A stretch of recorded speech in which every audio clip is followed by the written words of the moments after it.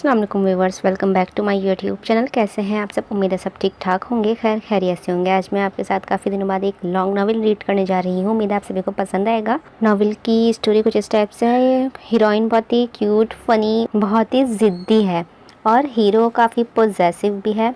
Cousin marriage base है। Hero caring भी है, पॉजेसिव भी है, रूड भी है और बहुत ही शानदार। उम्मीद है आप सभी को मज़ा आएगा। ये मल्टी कपल बेस नॉवेल है।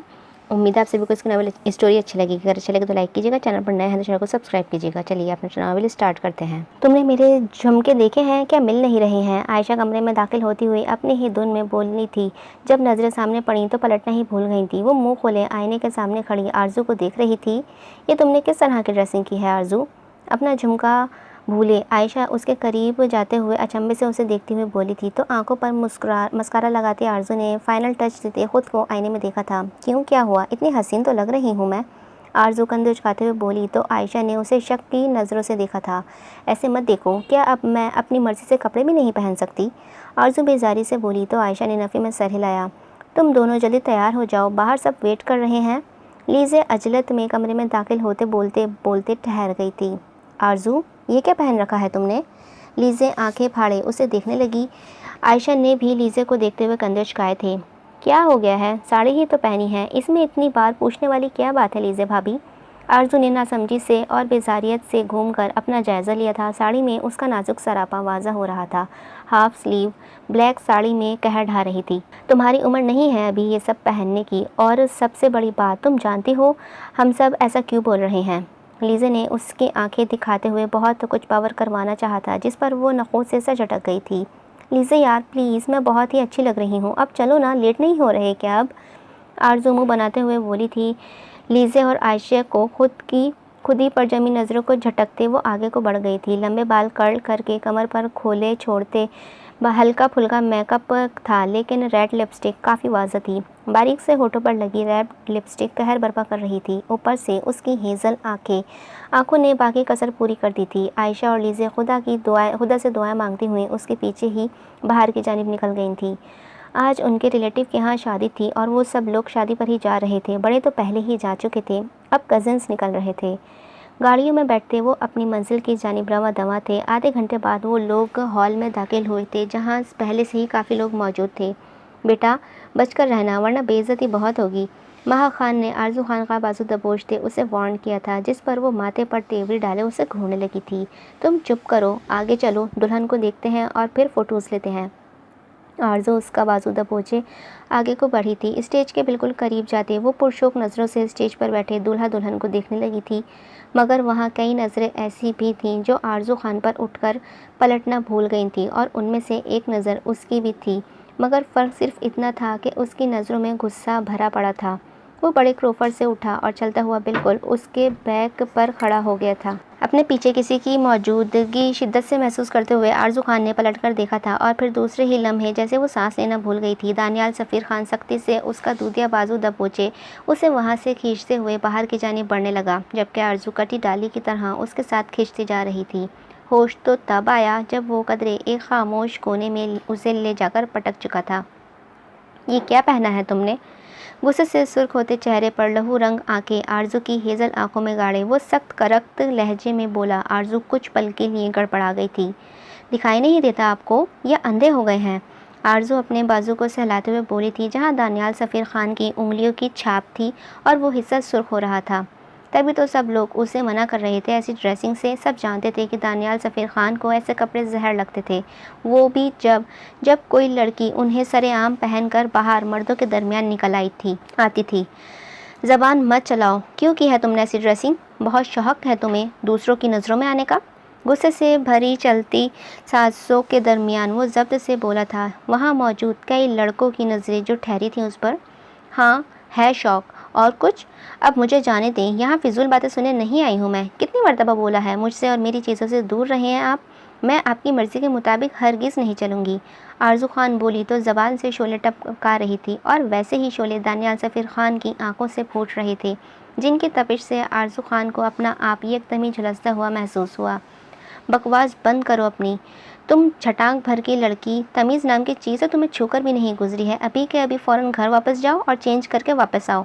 इसका बाजू दबोचे वो दांत किचकिचाते हुए बोला तो दानियाल सफ़ीर खान की अपनी आगे चलती किसी की भी ज़ुबान जहर के मुतरादिफ ही लगती थी, और आरजू खान को दानियाल सफ़ीर खान ही जहर लगता था, जो हर वक्त सब पर बस हुक्म चलाना जानता था। बाजू छोड़े मेरा, और मैं कहीं भी नहीं जा रही हूँ, सुना आपने? अपना बाजू छुड़वाने की कोशिश करते हुए वो हुंगारी थी। उसके लहजे में बगावत की बू थी और वो दानियाल सफ़ीर खान का गुस्सा सवानेसे पर पहुंचा गई। कोई बात नहीं, अभी चेंज हो जाएगी। लब भीजे वो दबे दबे गुस्से में बोला था, और फिर पास पड़े खाली टेबल पर धरा वाहिद पानी का जग उठाकर आरजू खान के वजूद पर उंडेल दिया कि वो मुंह खोले। एक गहरा सांस भर गई। अब दफ़ा हो जाओ यहाँ से, इससे पहले कि मेरा ज़ब्त का पैमाना छलके। जग वहीं गिलास पर फेंकते हुए वो आंखों में तपिश लिए बोला, जबकि आरजू उसे बेयकीनी से देख रही थी। यूँ साई को कही कि जाहिल शख्स, मैं खून कर दूंगी तुम्हारा। वो दांत पीसते इंतहाई गुस्से से उसके जानिब लपकी जब दानियाल ने उसकी बुलंद आवाज़ को दबाने को उसके लबों पर अपना भारी हाथ जमाया था। मुंह बंद रखो अपना, यहाँ तमाशा मत लगाओ और ये बेहुदा कपड़े तब्दील करो फ़ौरन, वरना मुझसे बुरा कोई नहीं होगा। उसके नाजुक फड़फड़ाते लबों पर अपनी जारहाना गिरफ्त मज़ीद सख्त करते वो गुर्राया। आरजू हेज़ल आँखों में गुस्से की सुर्खी लिए उसे घूर रही थी। Now get lost from my site, और हाँ ख़बरदार, अगर दोबारा तुमने ऐसी घटिया ड्रेसिंग की या ऐसी ड्रेसिंग में किसी के सामने गई। उसे झटके से छोड़ते वो साइड से होता हुआ तेज़ी तने चेहरे समेत वहाँ से निकल गया था। पीछे आरजू ने अपने गीले सरापे को देखा था। जाहिल शख्स, इसका बदला मैं तुमसे ज़रूर लूँगी। तुम समझते क्या हो खुद को, बदतमीज़। हद से ज़्यादा गुस्से में वो उसे हॉल से बाहर निकल गई थी। सारी एक्साइटमेंट झाग की तरह बैठ गई थी। कितनी प्यारी लग रही थी, और मगर उस जाहिल इंसान ने सब बिगाड़ दिया था। आयशा, माहा और लीज़े ने उसे वहाँ से गुस्से से बाहर निकलते देख लिया था तो लबों पर हाथ जमाते मुस्कुराहट रोकी थी, क्योंकि दानियाल सफ़ीर खान उन्हीं को देख रहा था। कहा भी था इसे, मगर नहीं, मोहतरमा हमेशा दानियाल भाई के कहे के उलट ही करेंगी। लीज़े ने नफ़ी में सर हिलाते हुए अफसोस किया था। जाहिल शख्स, समझता क्या है खुद को? अब ऐसा हशर करूँगी ना तुम्हारा, दोबारा मुझसे उलझने की कोशिश भी नहीं करोगे तुम। गुस्से से बोलते हुए वो अकेले ही घर में चलते जा रही थी, और उसकी हील की टिक टिक खामोशी घर में गूंज रही थी। वो सीढ़ियाँ चढ़ी 3rd फ्लोर पर गई थी। बिल्कुल आखिर में बने एक छोटे से कमरे से एक छोटी सी बाल्टी और ब्रश उठाए वो बाहर निकली, और फिर 3rd फ्लोर पर बने फर्स्ट रूम का दरवाज़ा खोलते अंदर दाखिल हुई। बहुत होशियार बन रहे थे ना दानियाल सफ़ीर खान, तुम भी पछताओगे किसके साथ उलझे हो तुम। दांत पीसते हुए वो अपने आप से बड़बड़ाकर बोल रही थी। उसने बाल्टी में ब्रश डाला और हल्के गुलाबी रंग का पेंट ब्रश को लगा था। आरजू खान ने ब्रश उसके दीवारगीर पोर्ट्रेट पर घुमा दिया, और फिर उसने दानियाल के ब्लैक थीम रूम को हल्के गुलाबी रंग की जगह जगह से तब्दील कर दिया था। हत्ता कि पेंट फर्श पर ठोकर के ज़रिए गिराते अब वो कमर पर हाथ टिकाए अपने कारनामे का मुलाहिजा कर रही थी। तुमने तो मुझ पर पानी गिराते मेरी फेवरेट साड़ी ख़राब की थी ना, अब देख लो अंजाम। हाथ से नादीदा गिर झाड़ते हुए वो खुश होती कमरे से बाहर निकली। जल्दी से अपना रूम में जाती, वो फ्रेश होती, कंफर्टर में घुसती, मोबाइल लेकर बैठ गई, जहां महा उसे मुख्तलिफ पोज में पिक्स भेज रही थी। वहीं इन पिक्स में से एक पिक में दानियाल सफ़ीर खान भी उनके साथ था, लेकिन उसके चेहरे पर वही असली संजीदगी थी। आरजू का हल्क तक कड़वा हुआ था। उसने दानियाल की पिक पर क्रॉस का निशान लगाकर वापस महा को भेज दिया और मोबाइल साइड पर रखते हुए सोने को लेट गई थी, क्योंकि वो जो कर चुकी थी उसका अंजाम तो सुबह भुगतना था, लेकिन वो तो साफ मुकर जाएगी कि बिल्कुल नहीं मानेगी। आरजू खान कहीं ना कहीं खौफ में भी मुब्तला थी, क्योंकि दानियाल सफ़ीर खान गुस्से में बहुत तेज़ था, और जब वो इंसल्ट करता तो किसी का भी लिहाज नहीं करता था। तुमने मुझसे मेरा सब कुछ छीन लिया है, और अब वक्त आ चुका है मैं तुमसे तुम्हारा सब कुछ छीन लूँ। वो दीवार पर लगी तस्वीर को देखते आंखों में सफाकियत भरते बोला था, साथ ही एक सिसकी लबों से खारिज हुई थी। तुमने बहुत गलत किया है मेरे साथ। 11 साल इंतज़ार किया है मैंने इस पल का, तुम्हें बर्बाद करने का, फैज़ खान। वो गुस्से से दीवार पर लगी तस्वीर को उठाए उसे ज़मीन पर पटकते बोला, जिससे वो किरचियों में बिखर गई। बहुत अजीज़ थी ना तुम्हें तुम्हारी बेटी, अब मैं भी उसी बेटी को तकलीफ़ दूंगा फैज़ खान, बस तुम देखते जाओ। वो शीशे की खिड़कियों के दरमियान से उस शख्स की तस्वीर बाहर निकालते सर्द बर्फीले लहजे में बोला था। इस दरमियान उसकी उंगलियां ज़ख्मी होती लहू टपकाने लगी थीं। इसका खून शीशे के टुकड़ों पर पड़ने लगा था, लेकिन वो बेपरवाह बना इस तस्वीर को फोल्ड किए पॉकेट से लाइटर निकालते उसमें आग लगाते उससे उठती आग की लपटों को देखने लगा था। इससे कई ज़्यादा आग उसके सीने में भांफड़े की तरह जल रही थी, जिसे बचाने के लिए सिर्फ एक ही तरीका था। अलेक्जेंडर, दरवाजे पर होती दस्तक पर मुकाबिल ने सर्द तासुरात चेहरे पर सजाए हुए देखा था। दरवाज़ा खोले बगैर ही उसने हुंकार भरा। वो एक बुरी खबर है। दरवाजे की दूसरी पार शख्स ने ज़रा झिझकते हुए कहा था, क्योंकि वो अच्छे से जानता था कि उसका कहर ढाते गुस्से को। क्या है? अलेक्जेंडर फिर से सर्द लहजे में बोला। वो फैज़ अब इस दुनिया में नहीं है, वो मर चुका है 2 साल पहले ही। मुकाबिल ने डरती सहमती आवाज़ में बताया था। दूसरी जानिब अलेक्जेंडर की आंखों में खून उतरा था, जबड़े भींचे। वो बस सर्द नज़रों से दरवाजे को घूर रहा था। तो इसकी फैमिली को ढूंढो। मुझे किसी भी कीमत पर कोई ऐसी ज़ात चाहिए जिसे तड़पाने से सफ़िया फैज़ खान की जान हलक में अटक जाए। अब वो सिगार लबों में दबाते उसका धुआं हवा में छोड़ते हुए बोला था। उसके लहजे में छुपी सफाकियत को महसूस करते हुए दूसरी जानिब खड़े आदमी ने अपना हलक तर किया था। ओके, वो बोलते हुए वहाँ से निकल गया था। अलेक्जेंडर ने उसकी तस्वीर की राख को देखा था। बहुत होशियार निकले हो तुम, लेकिन तुम्हें क्या लगता है मैं इतनी आसानी से सब भूल जाऊँगा? नहीं, मैं तूफ़ान बर्पा कर दूँगा इन जिंदगियों में जिनकी खातिर तुमने मेरी ज़िंदगी मुझसे छीनी है। सिगार यूं ही उंगलियों में दबाए वो कई लम्हे इस राख को घूरता रहा, हत्ता कि सिगार ने उसकी उंगलियां जला दी थी। जब उसने सख्ती से झुलसती सिगार को मुट्ठी में भींच लिया। मुझे दर्द देने वाले मर जाया करते हैं। लब भींचे वो सफाकियत के इंतहा को पहुंचा था। इसके सर पर एक ही भूत सवार था जो उसे हैवान बनाने में कोई कसर नहीं छोड़ रहा था, और वो था इंतकाम जो वो अब सफ़िया फैज़ खान से लेना चाहता था। फ़िरोज़ा, फ़िरोज़ा! दानियाल सफ़ीर खान की दहशत से लबरेज आवाज़ पूरे घर में गूंज रही थी। वो घर के मुलाजमों को चीख चीख कर पुकार रहा था। उसकी आवाज़ सुनते सब लोग ही हड़बड़ा कर बाहर निकले। आरजू भी आंखें मसलती दुपट्टा कंधे पर डाले बाहर निकली थी। ये किसने किया है? फ़िरोज़ा को कहर बरसाती नज़रों से देखते हुए गुस्से के बाइस मुश्किल से बोल पाता आरजू के दिमाग एकदम ही बेदार हुआ था। वो लब पीछे मुस्कुराहट छुपा गई। दानियाल सफ़ीर खान का तपा तपा चेहरा आरजू के दिल को ठंडक पहुँचा रहा था।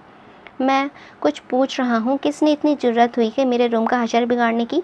गुस्से के बाईस तनी रगे लिए वो बोला, जिसने उसकी गर्दन की हरी नीली नसें उभरने लगी थीं। फ़िरोज़ा ने सहम कर उसे देखा, और अब सब हैरानगी से आगे बढ़ते उसका कमरा देखकर हक्का बक्का होते बाहर निकलते जा रहे थे।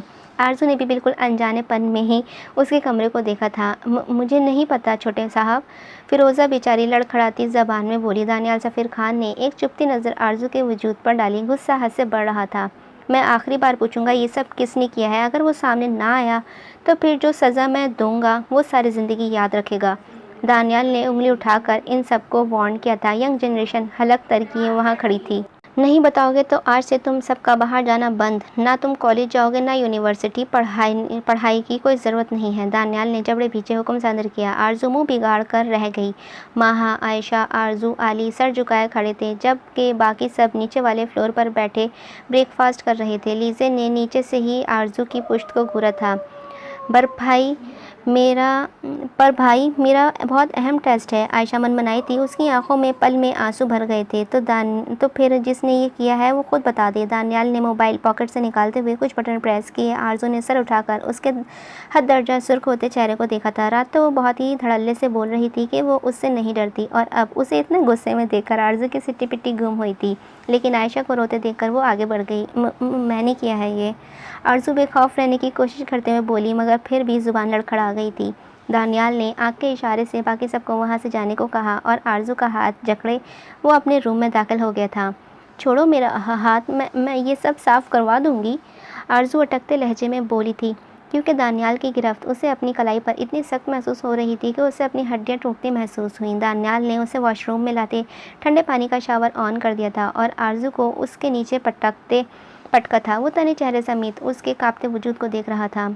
याद रखना, तुम्हारी हर बेवकूफ़ी का जवाब देना मुझे अच्छे से आता है। अब यहाँ से बाहर तभी निकलोगी जब तुम्हारी अकल ठिकाने आ जाएगी। दानियाल ने शावर को स्पीड मज़ीद बढ़ाई। जनवरी की सर्दी में ठंडे पानी के नीचे खड़े आरजू के 14 तबाक रोशन हुए थे। वो गहरे गहरे सांस भर रही थी। सर्दी ने पल में उसकी अकड़ तोड़ी थी, जबकि वो लापरवाह सा बना दीवार के साथ टेक लगाए बाजू सीने पर फोल्ड किए मोबाइल में न जाने क्या देख रहा था। आरजू खान गहरे सांस भरती उससे बेहिस शख्स को देखने लगी। उसकी आंखों से आंसू गिरते पानी के साथ मिलते फर्श पर गिरने लगे थे। वजूद कपकपा उठा और होठ एकदम ही नीले पड़ने लगे थे। सॉरी, वो लड़खड़ा कर बोली। दानियाल ने आईब्रो उचकाकर उसे देखा। सॉरी। अटकते लहजे में उसके नीले पड़ते लबों पर बामुश्किल लफ्ज़ अदा हुए थे। आरज़ू को इस वक्त वो शख्स पत्थर दिल लगा जो कितने पुरसुकून अंदाज में खड़ा था, ये जानते हुए भी कि इतने सर्द पानी से आरज़ू को जमा कर रख दिया था। दोबारा मुझसे उलझने से पहले 100 बार सोच ज़रूर लेना आरज़ू खान, मैं बार बार माफ़ कर देने का कायल नहीं हूँ, अब दफ़ा हो जाओ यहाँ से। उसकी आंखों में अपनी सर्द आंखें गाड़े वो लफ्ज़ को चबा चबा कर अदा करते बोला था। आरज़ू नम आंखों से वहाँ से निकली, मगर कदम आगे बढ़ने से इनकारी थी। वो बुरी तरह काँप रही थी, मगर मजाल थी कि वो शख्स उसे सहारा दे देता। वो अभी उसके कमरे के वस्त में पहुंची थी जब दानियाल ने उसे पुकारा। आरज़ू खान ठहर गई लेकिन पलटी नहीं थी। अपना आप संभाल कर चलो लड़की। गुस्से से तने चेहरे समेत उसने बेड से अपनी मर्दाना शाल उठाकर आरज़ू खान के ऊपर फैला दी थी। आरज़ू ने साकत मगर गुस्से से लबरेज नज़रों से उसे देखा था। दफ़ा हो जाओ अब। वो आरज़ू के सामने से हट गया था और आरज़ू लड़खड़ाते कदमों समेत अपने रूम में पहुंची थी, जहां अपनी माँ को देखते वो भागकर उनके गले लगी थी। देखें आपके जाहिल भतीजे ने क्या किया है मम्मा। वो रुखसार बेगम के गले लपेटती रो दी थी। रुखसार बेगम ने उसे खुद से जुदा करते हुए बेड पर बिठाया था। गलती तुम्हारी भी थी ना, मना किया था ना लीज़े ने तुमसे वो साड़ी मत पहनो, मगर तुम नहीं मानी। जानती तो हो दानियाल को ये सब पसंद नहीं है, ऊपर से तुमने उसके कमरे का क्या हश्र कर दिया। रुखसार बेगम अलमारी से उसके कपड़े निकालते हुए साथ साथ बोल रही थी। आरज़ू ने लब एक दूसरे में पेवस्त किए माँ के हाथों से कपड़े लिए। हाँ मैं भूल गई थी, वो आपका लाडला फर्माबरदार भतीजा, मैं भूल गई थी।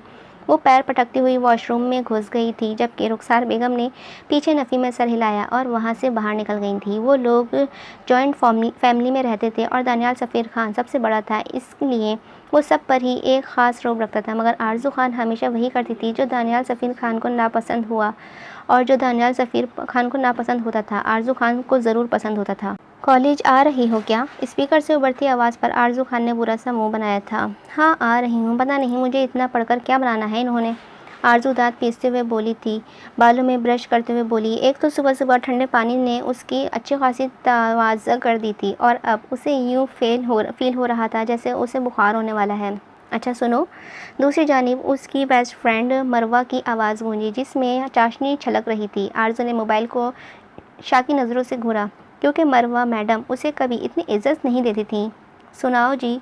बालों की हाई पोनीटेल बनाए आरज़ू ने ऐसे आईब्रो उचकाया जैसे वो सामने हो। तुम अपने उस कज़िन के साथ आना प्लीज़। दूसरी जानिब मरवा लब दांतों तले दबाकर बोली। उसके पास सुनते आरज़ू के जहन में पल में सुबह का सारा वाक़या घूम गया था। उसने दांत पीसे गुस्सा जब्त किया तो इज़्ज़त की ये वजह थी। डूब के मर जाओ तुम, मुझे लगा तुम मुझे मिस कर रही होगी। इतना ही शौक है तो ऐसा करो, उस दानियाल के बच्चे को किडनैप करवा लो, कसम से 1 रुपया भी ना देना बेशक। आरज़ू तड़क कर बोली। मरवा की बात सुनते उसे चिढ़ मची थी, क्योंकि मरवा मैडम को दानियाल सफ़ीर खान किसी शहजादे से कम नहीं लगता था। तुम तो बेअकल हो बदतमीज़ लड़की, कितना हैंडसम है वो, जब एक नज़र संजीदगी से देखता है दिल धड़क जाता है कसम से। मरवा हसरत से बोली। उसकी बात पर आरज़ू ने एक गंदा सा मुँह बनाया था। हाँ एक बार उस जाहिल की पाबंदियाँ भी देख लो, फिर मैं देखती हूँ किस तरह तुम्हें हैंडसम लगता है वो, और ऊपर से उसकी हाइट, उसे देखने के लिए किसी टेबल पर चढ़ना पड़े। आरज़ू गले में पट्टी सेट किए बोल रही थी। उसकी बातों में साफ दानियाल सफ़ीर खान के लिए नापसंदीदगी थी, जिस पर मरवा माथा पीट कर रह गई थी। और तुम तो बता रही थी तुम्हारी बात पक्की हो गई है, मंगनी होने वाली है तुम्हारी, कुछ शर्म हया कर लो तुम। आरज़ू ने मोबाइल उठाकर कान को लगाया था। दूसरी जानिब मरवा ने दांतों तले लब दबाए थे। हाँ तो इसमें क्या है, मेरा क्रश है वो और हमेशा रहेगा, मरवा ने आम से लहजे में कहा था, जिसे सुनते आरज़ू ने गुस्से से फ़ोन कान से हटाया फ़ोन को घूरा था। अल्लाह करे इस क्रश की वजह से तुम क्रैश हो जाओ। आरज़ू ने नफूस से कहते फ़ोन खटाक से बंद किया था और अपने ऊपर शाल लपेट ली थी। एक नज़र बेड पर पड़ी दानियाल खान की शॉल को देखा और आरज़ू का दिल किया इस शॉल को आग लगा दे। वैसे भी अभी इस चीज़ का बदला बाकी था जो दानियाल उसके साथ सुबह कर चुका था। वो बैग कंधे पर डाले हुए नीचे की जानिब आई थी, जहां माहा और आयशा बैठी ब्रेकफास्ट कर रही थी। चूँकि दानियाल सफ़ीर खान ने उनकी सुबह क्लास लगाई थी, तभी वो लोग भी बचे थे। आली कॉलेज जा चुका था शायद, जबकि माहा और आयशा बैठी हुई थी। आरज़ू भी भागती हुई बैग रखती हुई कुर्सी घसीटकर बैठ गई थी। जल्दी करो तुम लोगों को छोड़ आऊँ। दानियाल सीढ़ियाँ उतरता हुआ एक सरसरी सी नज़र उन तीनों पर डालते बोला था। आरज़ू के हलक में निवाला अटका था। उसने जल्दी से पानी का गिलास लबों को लगाया। क्यों, खान बाबा किधर हैं? आरजू पानी का गिलास वापस टेबल पर रखते हुए बोली थी। वो किसी ज़रूरी काम से गए हैं और आज से तुम लोगों को मैं ही पिक एंड ड्रॉप करूँगा। वो कफलिंग्स ठीक करता हुआ नाश्ते की टेबल पर बैठ गया था। उसकी बात सुनते हुए आरजू ने कड़वा सा मुंह बनाया था, जबकि माहा और आयशा नाश्ते की आखिरी बाइट लेकर उठ गई थी। ड्राइवर की तरह इंटरेस्टिंग। आरजू खान बड़बड़ाई थी क्योंकि अभी सुबह की सर्दी वो भूल नहीं पाई थी, लेकिन उसकी बड़बड़ाहट दानियाल को सुनाई दे गई थी। क्या है, आंखों से ही खा जाओगे क्या? कंधे उचकाते हुए वो भी मज़ीद 3-4 निवाले लेती हुई उठ गई। किचन से निकलती नूर बेगम सफ़ीर खान की वालिदा ने आरजू को घूरा था। बड़ी माँ, काश आप ज़्यादा कड़वी चीज़ें ना खाती तो नतीजा आज ऐसा ना होता। आरजू बड़ी मोहब्बत से नूर बेगम के गले लगती, उनके कान के करीब सरगोशी करते दांतों तले लब दबा गई थी, जिसने उनके गाल पर गड़ा सा उभरा था। बदतमीज़, नूर बेगम ने मुस्कुराहट दबाते उसे घूरा। वो उन्हें खुदा हाफिज़ बोलते बाहर की जानिब बढ़ी थी और फिर रुक गई। ड्राइवर साहब जल्दी आए, लेट हो जाएंगे हम लोग। आरजू गर्दन घुमाकर बोली। वो अच्छा खासा दानियाल को जिद कर चुकी थी। दानियाल ने फ़ौरन ही गुस्से से टेबल पर फोक पटका और आरजू जल्दी से वहाँ से निकलती बाहर गाड़ी में जाकर बैठ गई। दानियाल गाड़ी में बैठा अब गाड़ी ड्राइव कर रहा था। माहा और आयशा को तो यूनिवर्सिटी ड्रॉप करना था, लेकिन आरजू को उसे कॉलेज ड्रॉप करना था, जो यूनिवर्सिटी से 15 मिनट की दूरी पर था। और अब सामने आरजू खान के वाकई पसीने छूटे थे, क्योंकि आयशा और माहा तो यूनिवर्सिटी के गेट के सामने उतर चुकी थी। अब दांत निकलते खुदा हाफिज़ बोल रही थी, आगे आकर बैठो। वो बैकव्यू मिरर से आरजू के चेहरे पर अपनी सर्द नज़र जमाए बोला था, मैं यहीं ठीक हूँ। न जाने कितनी सर्दी थी वो नज़रें के आरजू का लहजा लड़खड़ा गया था। उफ़ अल्लाह, वो हमेशा ही ऐसे क्यों फंस जाती थी उस बद दिमाग शख्स के चंगुल में। तुम्हें एक मर्तबा सुनाई नहीं देता, आगे आकर बैठो, या फिर एक काम भी मैं खुद ही करूं। तना चेहरा लिए वो जबड़े भींचते बोला था। आरजू हिम्मत रखती बैक सीट से नीचे उतरी और फ्रंट डोर खुलकर फ्रंट सीट पर बैठ गई थी। दानियाल ने एक चुपती नज़र उसके वजूद पर डाली और फिर ज़रा आगे को झुका। आरजू की आंखें फैली थीं। ये क्या करने लगे हैं? उसे अपनी जानिब झुकता देख वो लड़खड़ाती ज़बान में बामुश्किल लफ्ज़ अदा कर पाई थी। दानियाल ने फुल बेजारी से उसे देखते उसके नाजुक वजूद को सीट बेल्ट में कैद किया था। बददिमाग लड़की, वो मुंह ही मुंह में बड़बड़ाया, मगर उसके नज़दीक होने की वजह से आरजू उसकी बड़बड़ाहट सुन चुकी थी, जिसे सुनते मुंह बनाती उसे घूरने लगी थी। जाहिल। आरजू भी उसी के अंदाज में बोली थी, जबकि दानियाल ने उसे फ़िलहाल इग्नोर कर दिया। 15 मिनट बाद वो कॉलेज के गेट के सामने गाड़ी रोक चुका था। जब आरजू गाड़ी से नीचे उतरी, सुनो, मैं लेने आऊँगा, अकेले कहीं मत जाना मुँह उठाकर, वो गहरी संजीदगी से बोला था। आरजू ने तीखी नज़रों से उसे देखा था, अज़बात में सर हिलाया और फिर सामने देखा, जहाँ मरवा अभी अभी गाड़ी से उतरी थी और अब बड़े इश्तियाक से दानियाल सफ़ीर खान को देख रही थी। आरजू ने नफ़ी में सर हिलाते पलट कर देखा, जहाँ वो अब भी उसे ही घूर रहा था। उसके देखने पर दानियाल सफ़ीर खान के लबों पर एक जताती सी मुस्कुराहट रहनुमा हुई और फिर गायब हो गई। आरजू ने नासमझी से उसे देखा और फिर मरवा के साथ लिए आगे बढ़ गई, मगर जहन में अब भी उसकी जताती मुस्कुराहट घूम रही थी, लेकिन वो सर झटक गई। वाह यार, कितनी प्यारी दोस्त हो तुम, मरवा आरजू का हाथ थामे चाहत से बोली थी, जिस पर आरजू ने नरूठेपन से अपना हाथ झटका था। दफ़ा हो जाओ तुम, पता नहीं कौन सा भूत सवार हो रहता है तुम पर, आरजू मुँह फुलाए बोली, जबकि मरवा अब भी खुशी से चमकती आंखों से उसे देख रही थी। यार, इतनी खुशकिस्मत हो तुम, रोज़ तुम्हें इसका दीदार करने को मिलता है, मरवा खुशी से छलकते लहजे में बोली थी, जिस पर आरजू ने आंखें छोटे करते उसे घूरा था। दफ़ा दूर, वो भी एक, तुम भी काला मुंह नीले पैर। आरजू पैर पटकती हुई क्लास में चली गई थी, जबकि उसके जुमले पर मरवा ने हाथ आगे करते अपने सफ़ेद रंगतों के अलग हाथों को देखा था। आरजू सुनो तो, और फिर वो भी उसके पीछे जाती हुई क्लासरूम में गुम हो गई थी। तो क्या मिला तुम्हें कासिम? अलेक्जेंडर ने खाकी लिफाफे पर नज़रें टिकाए हुए पूछा था। वो इस वक्त ब्लैक शर्ट पर ब्लैक ही पैंट पहने लॉन्ग कोट से अपने वजूद के छुपाए हुए था, और उस पर हैट कुछ इस अंदाज से सेट थी कि वो आधी सर पर थी और आधी उसके चेहरे पर। उसके सियाह होंठ वाज़ा हो रहे थे, जिन पर एक मध्यम रोशनी पड़ती उन्हें वाज़ा करने की कोशिश कर रही थी। वो अपनी फैमिली के साथ रहती है, जॉइंट फैमिली है उनकी, और इसकी एक बेटी भी है, शायद वो तुम्हारे काम आ जाए। कासिम ने सर को हिलाते हुए पुरसोच अंदाज में कहा।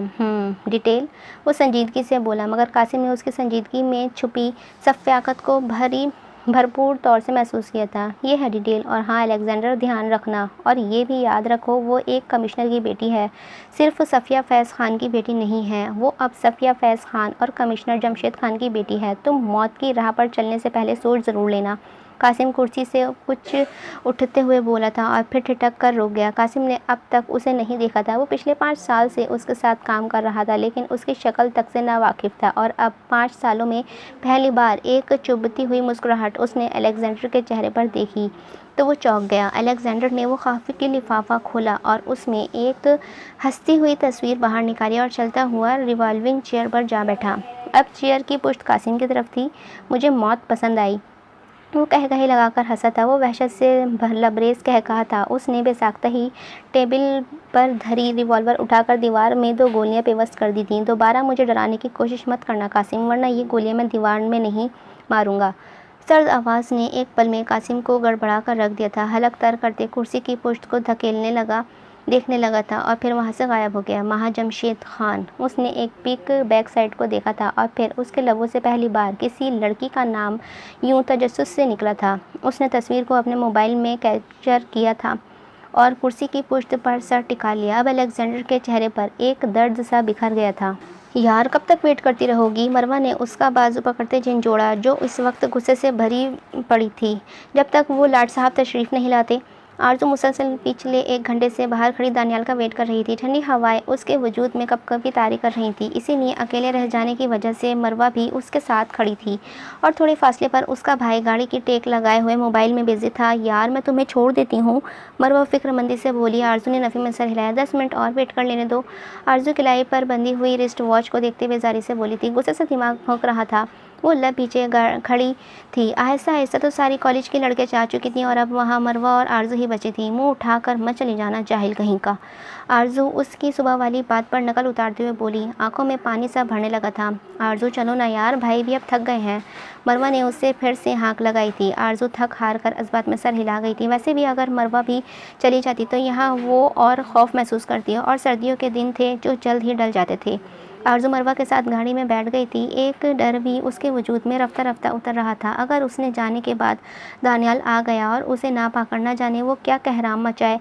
फिर आरज़ू अपनी सोचों में झिझकती हुई बाहर देखने लगी थी। आयशा गुड़िया, कोई मसला तो नहीं हुआ? दानियाल अजलत में घर में दाखिल होते पहली फुर्सत में हॉल में बैठी हुई अपनी छोटी बहन को देखते हुए मसरूफ़ से अंदाज में बोला था।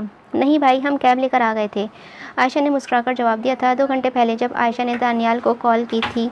आयशा मुस्कुराकर जवाब दिया था। 2 घंटे पहले जब आयशा ने दानियाल को कॉल की थी कि उन्हें पिक कर ले, तब दानियाल ने बता दिया था कि वो एक ज़रूरी मीटिंग में है, इसीलिए वो कैब लेकर घर चली जाएं और हाँ, ड्राइवर को आरज़ू को लेने को भेज दें। आरज़ू कहाँ है?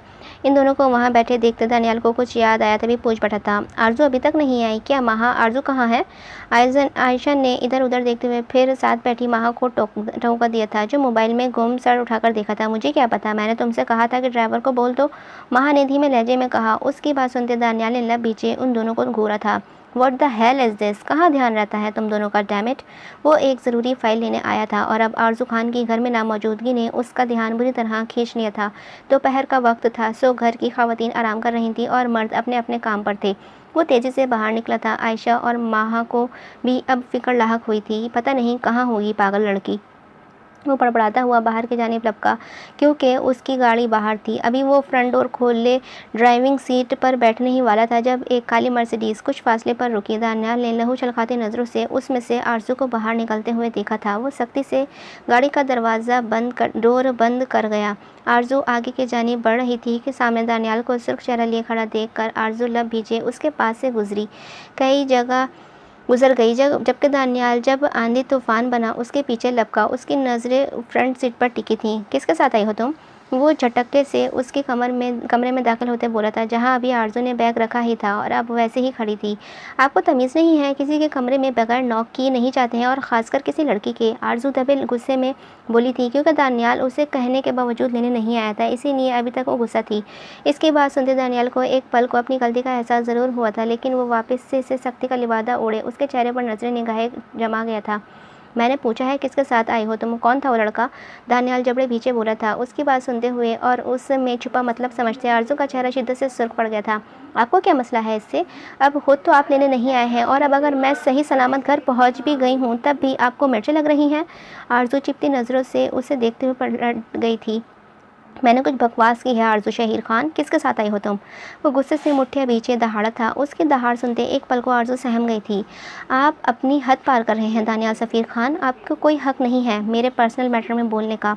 आरजू पलट कर उसके अंदाज में बोली थी। दानियाल की रगें बुरी तरह सुलगने लगी थीं, गले पर वाज़ा होती नसें फूल रही थीं। आरजू शायद उसे बता देती कि वह अपनी दोस्त के साथ आई थी, लेकिन दानियाल का यूं उसके इस अंदाज में पूछना आरजू को सुलगा गया था। ऊपर से वो किसी तरह रोब जमा रहा था उस पर, ना बजाय अपनी गलती मानने के। और तुम्हें भी कोई हक नहीं है आरजू खान यूँ किसी के भी साथ गाड़ी में मुंह उठाकर बैठकर घर आने का। वो सर्द सुर्ख होती आंखों से उसकी हेजल आंखों में गाड़े बोला। आरजू ने लब भींच लिए थे, ना चाहते हुए भी आंसू टूटकर उसकी आंखों से बह गए थे। Shut up Daniyal, just shut up. मैं आपकी हर बात सहती आई हूँ, लेकिन ख़बरदार अगर आपने मेरे कैरेक्टर पर उंगली उठाई मैं हाथ काट दूंगी आपके। दानियाल सफ़ीर खान, अपनी आंखें चेक करवाएं आप, बल्कि नहीं अपना दिमाग का इलाज करवाएं आप। जिसने फ्रंट सीट पर बैठे लड़के को तो देखा, बैक सीट पर बैठी उसकी बहन को नहीं? आंखों में सुर्खी लिए वो उंगली उठाकर बोली। उसके लहजे में एक तूफ़ान की सी तैगानी थी। दानियाल मुट्ठियाँ मज़ीद भींच गया था, माथे पर 3 बल नमूदार हुए थे। गुस्से में उसने बैक सीट पर देखा ही नहीं था।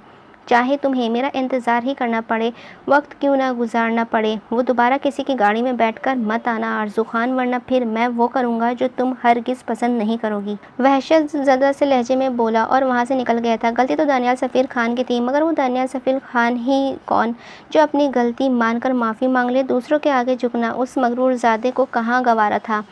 आया बड़ा, गाड़ी में मत बैठना, पता नहीं खुद को समझता क्या है, जाहिल कहीं का। आरजू ने नम आँखों साफ करते हुए अपने और कपड़े लेती वॉशरूम में घुस गई थी। एक तो खुद ही नहीं आया था पिक करने, और ऊपर से रोब कैसे झाड़ रहा था। मैंने बहुत सोच समझकर एक फैसला लिया है, जैसे कि सब बड़ों को पता है कि इस बारे में, लेकिन छोटों को भी बताते चले जाएं कि महराज और आयशा का निकाह बचपन में हो चुका था। इसीलिए अब हम सब बाकायदा उनकी शादी की डेट फिक्स करने वाले हैं।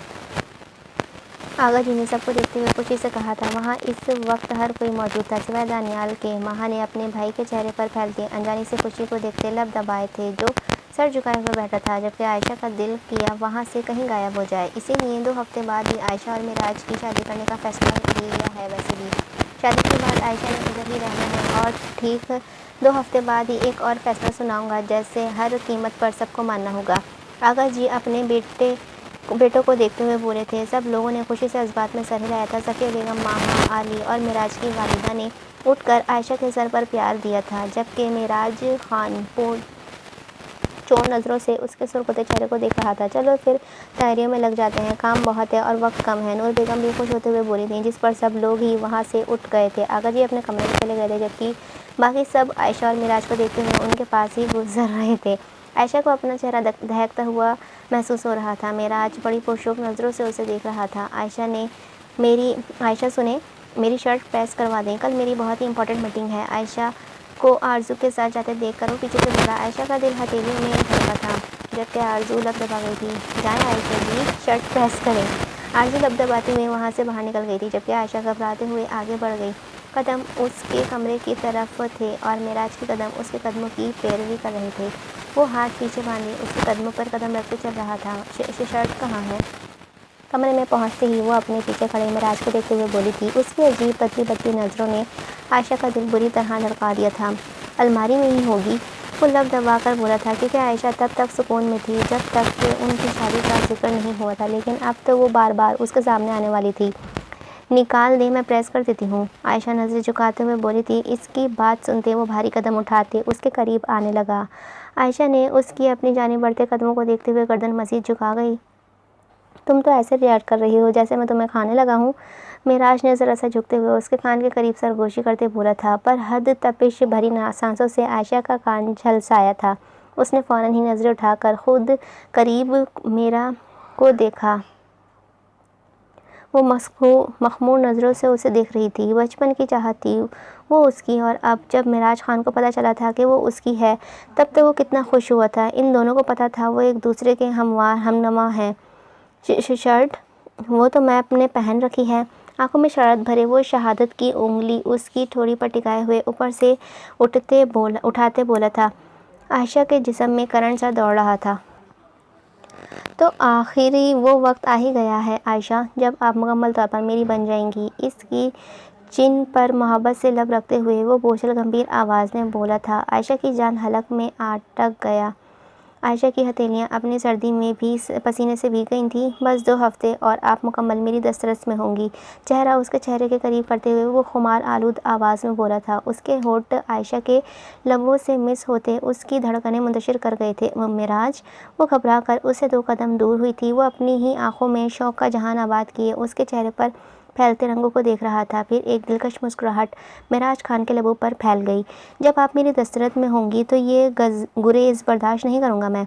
वो अपने लफ्ज़ों पर दबाव देते हुए बोला था। आयशा ने सर उठाकर उसे देखा था, जहाँ जज्बों की आंच उसकी आंखों में चमक रही थी। जाएं अब कि मैं शर्ट उतार कर दूं प्रेस करने को। वो लब दबाकर बोला था, चेहरे पर साफ शरारत वाज़ थी। आयशा फ़ौरन ही वहाँ से निकली थी। पीछे वो सरशारी से बालों में हाथ फेर गया था, जबकि आयशा अपने कमरे में जाती मुंतशिर होती धड़कनों को संभालने लगी थी। उसकी आंखों में जो जज्बे छुपे थे वो आयशा को अपने शहर में कैद कर रहे थे और उसका दिल बगावत करता इस शहर में कैद होने लगा था।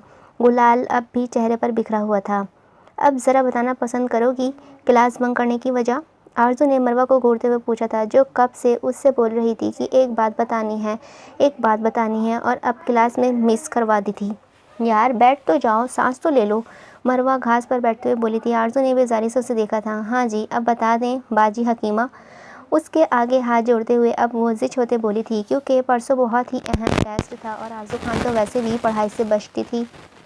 यार कल क्या है तुम्हें याद नहीं है क्या? मरवा ने उसकी हेज़ल आंखों में झांकते हुए कुछ आखिज़ करना चाहा था, जिस पर आरज़ू ने सोचने वाले अंदाज में उसे देखा था। मरवा ने बुरा सा मुंह बनाते उसे घूरा था। बदतमीज़, तुम्हें वाकई याद नहीं है?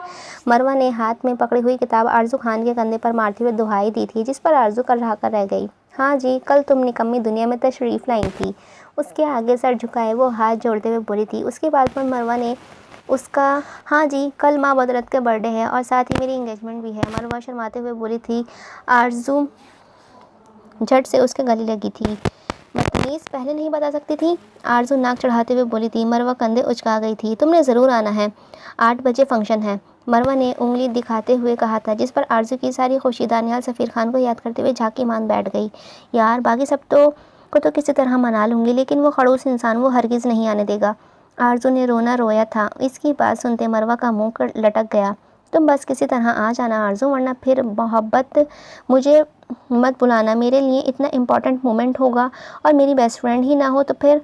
मरवा उठते हुए बोली थी। आरज़ू ने बुरा सा मुंह बिगाड़ा था। वो क्या करते दानियाल खान का, जो उस पर बिला वजह पाबंदियाँ लगाता था। लेकिन इस बार आरज़ू ने भी अटल अंदाज़ा में फ़ैसला किया था, वो लाजमी मरवा की पार्टी में जाएगी, वरना उसकी दोस्त उससे नाराज़ हो जाएगी। घर पहुंचते ही आरज़ू ने फ़ौरन ही कपड़े चेंज किए थे। शुक्र था कि खान बाबा उन्हें लेने आए थे। इस वजह से वो सारे रास्ते सोचती आई थी कि वो कैसे और कब बात करे। मरवा की पार्टी में इजाज़त मांगने के लिए इसने महा से भी डिस्कस किया था, जिस पर उसने साफ दानियाल का डरावा दिया था, जिस पर आरज़ू का हलक कड़वा हुआ था। क्या कर रही हैं आप लीज़े भाभी?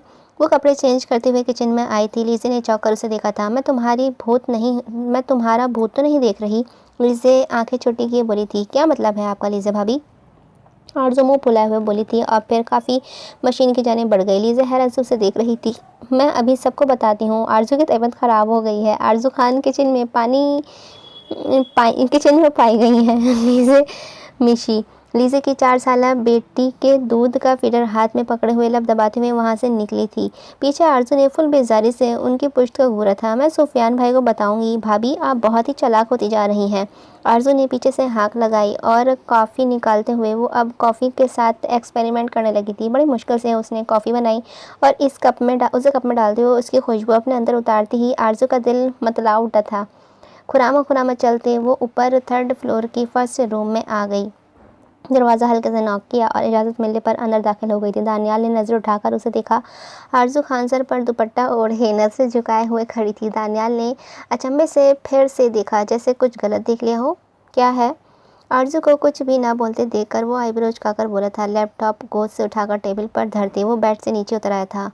वो मैं कॉफ़ी लेकर आई थी आपके लिए। आरज़ू कप के बाद दूसरी नज़र दानियाल के हक्का बक्का चेहरे पर डालते हुए हल्की मुस्कुराहट के साथ बोली थी। कॉफ़ी और तुम्हें बनानी भी आती है या फिर इसमें भी तुम्हारी कोई खुराफात छुपी है? दानियाल ने माथे पर तेवरी चढ़ाते हुए पूछा था। इसकी बात पर आरज़ू ने दांत खिचखिचाए थे, लेकिन जब्त कर गई। आखिर को परमिशन भी तो लेनी थी। वो मैं सीख रही हूँ, आप पीकर देखें ना कैसी है। आरजू ने एक कप उसके सामने पेश किया था, जिस पर दानियाल ने आरजू को अचंभे से देखा। कॉफ़ी का कप उठाकर लबों से लगाया और दूसरे ही पल एक शदीद गुस्से की लहर उसके वजूद में समा गई। ये क्या हरकत थी? हाँ, ये क्या बनाया है तुमने? वो दांत पीसते हुए बोला था। आरजू ने मुंह बनाते उसे देखा था। कॉफ़ी ही बनाई है, आरजू ने मासूमियत से आला रिकॉर्ड कायम करते हुए बोली थी। दानियाल ने कप सर टेबल पर रखते गुस्से से मुठ्ठियां भींचे सामने से उस छोटी सी आफत को देखा था। लगता है तुम्हें सजा लेने का बहुत शौक है आरजू खान। क्या दिमाग ख़राब हो गया है तुम्हारा, जो तुमने कॉफ़ी में इतनी ज़्यादा शुगर और इतना ज़्यादा नमक डाल दिया है? आखिर तुम आई ही क्यों हो यहाँ? दानियाल का बस नहीं चल रहा था कि आरजू खान का वजूद यहाँ से गुम कर दे। आरजू ने मुँह बनाते हुए उसे देखा। मैं तो कोशिश कर रही थी, इसमें इतना भड़कने वाली क्या बात है? मैं कौन सा रोज़ रोज़ आपके टेस्ट के मुताबिक कॉफ़ी बनाती हूँ? सड़ियल ही रहे, आरजू पैर पटक कर बोली थी। एक तो कॉफ़ी बनाई, ऊपर से लाट साहब के नखरे ही ख़त्म नहीं हो रहे थे। नहीं बनानी आती तो बनाना सीख लो। नाउ गेट लॉस्ट बददिमाग, बस ज़बान जितनी मर्ज़ी चलवा लो, वो अच्छी भली आएगी। वो बेजारी से उसे देखते हुए वापस लैपटॉप उठाकर बेड पर बैठ गया था। पीछे आरजू खान कलसती हुई वहाँ से निकल गई थी, लेकिन इस दरमियान वो उसकी पहली बात पर गौर करना तो भूल ही गई थी।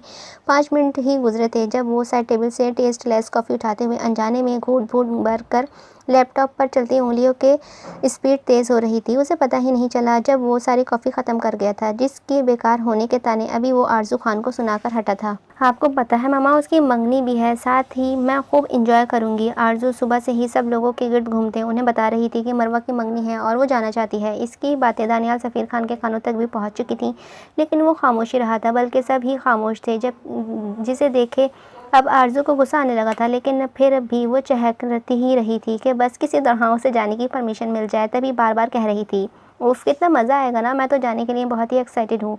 आरजू अपनी माँ को देखते हुए बोली थी, जो नाश्ते सर्व करते हुए अब बैठ चुकी थी। सब लोग खामोशी से नाश्ता कर रहे थे और आरजू चहक रही थी।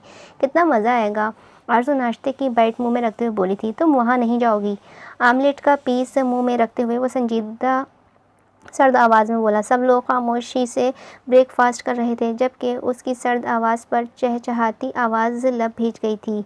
क्यों नहीं जाऊंगी? मैं ज़रूर जाऊंगी। मेरी फ्रेंड का बर्थडे है और उसने इतनी मोहब्बत से मुझे बुलाया है। आरजू फोर्क पटकते हुए गुस्से से बोली थी। उसे सामने बैठा शख्स जहर लग रहा था इस वक्त, या शायद जहर से भी बुरा। मैंने एक मरतबा कहा ना, तुम वहाँ नहीं जा सकती तो नहीं जा सकती, ज़्यादा ज़ुबान मत चलाओ। वो सामने बैठी लड़की को देखते हुए लफ्ज़ों पर दबाव देते वहीं अजली गहरी संजीदगी से बोला, मैं जाऊंगी। सुना तुमने? क्या हर वक्त रोब झाड़ते रहते हो मुझ पर? कज़िन हो, कज़िन ही रहो, फ्री होने की ज़रूरत नहीं है। चेयर घसीटते वो उठते हुए ज़रा ऊंची आवाज़ में उसके लहूरंग होती आंखों में अपनी हेज़ल आंखें गाड़े बोली, जिस पर मुकाबिल ने जबड़े भींच लिए थे। बकवास बंद करो, अपनी तमीज़ से बात करो। माथे पर तेवरी चढ़ाए हुए वो उसे 5 फीट 4 इंच की आफत की पुड़िया को आंखों दिखाए दहाड़ कर आरजू के दिल होने से लर्जा था। क्यों तमीज़ से बात करूं तुमसे? तुमने ही की है कभी तमीज़ से बात? हमेशा ये मत करो, वो मत करो, यहाँ ये मत पहनो, वहाँ मत जाओ, यहाँ मत जाओ, बस बहुत हो गया है। मैं जाऊँगी, तुम्हारा ये रोब बाकी सब पर चलता होगा, मुझ पर नहीं चलेगा। वो उसे उंगली दिखाते हुए बोली थी। आगा जी ने गुस्से से उसकी चलती ज़ुबान में लाहिजा की, जबकि मुकाबिल के तन बदन में आग भड़की थी। वो तनफन करता हुआ उस तक जाता उसकी कलाई गुस्से में दबोच गया था। अभी पता चल जाएगा कि तुम वहाँ कैसे जाती हो। उसे घसीटते वो सर्द चेहरा लिए आगे को बढ़ा था, जबकि आरजू खान ने गुस्से से उसकी अपनी कलाई छुड़वानी चाहिए थी। छोड़ो मुझे जंगली कहीं के, गुस्से से दांत पीसते वो बोले गई। उसके गौहर अफशानियाँ सुनते दानियाल सफ़ीर खान का गुस्सा 7वें आसमान पर पहुँचा था। उसने सख्ती से आरजू को उसके कमरे में पटका और दरवाज़ा बाहर से बंद कर दिया था। ख़बरदार, अगर किसी ने इस बददिमाग लड़की को यहाँ से निकालने की गुस्ताखी की। उंगली दिखाते उसने यंग जनरेशन की तरफ इशारा शर्बा नज़रों से देखा था। तुम होगे बददिमाग, बल्कि तुम्हारे पास तो दिमाग ही नहीं है। बस एक बार हुक्म चलाना आता है तुम्हें, जाहिल शख्स। वो अंदर से आरजू उसकी आवाज़ सुनते चीखी थी, जबकि बाहर सब यंग जनरेशन के चेहरों पर दबी दबी हंसी थी, जैसे अगर आरजू देख लेती तो उन सब के मुस्कुराते चेहरों को आग ही लगा देती। रात के 7 बजे वो मुकम्मल तैयार थी। उसने आईने में अपना अक्स देखा। नेवी ब्लू कलर की मैक्सी में हल्के फुल्के मेकअप के साथ वो आसमान से उतरी कोई परी ही लग रही थी। आंखों पर ग्लासेस के बजाय लेंसेज लगा लिए थे इसने। एक मर्तबा फिर घूम कर अपना जायज़ा लिया। जाहिल न हो तो। खान को सोचते हुए आरजू ने कड़वा सा मुंह बनाया था। अपने कमरे की खिड़की की जानिब गई, जो लॉन में खुलती थी। एक तंज़ मुस्कुराहट के साथ खिड़की खोलते वो बाहर निकली थी।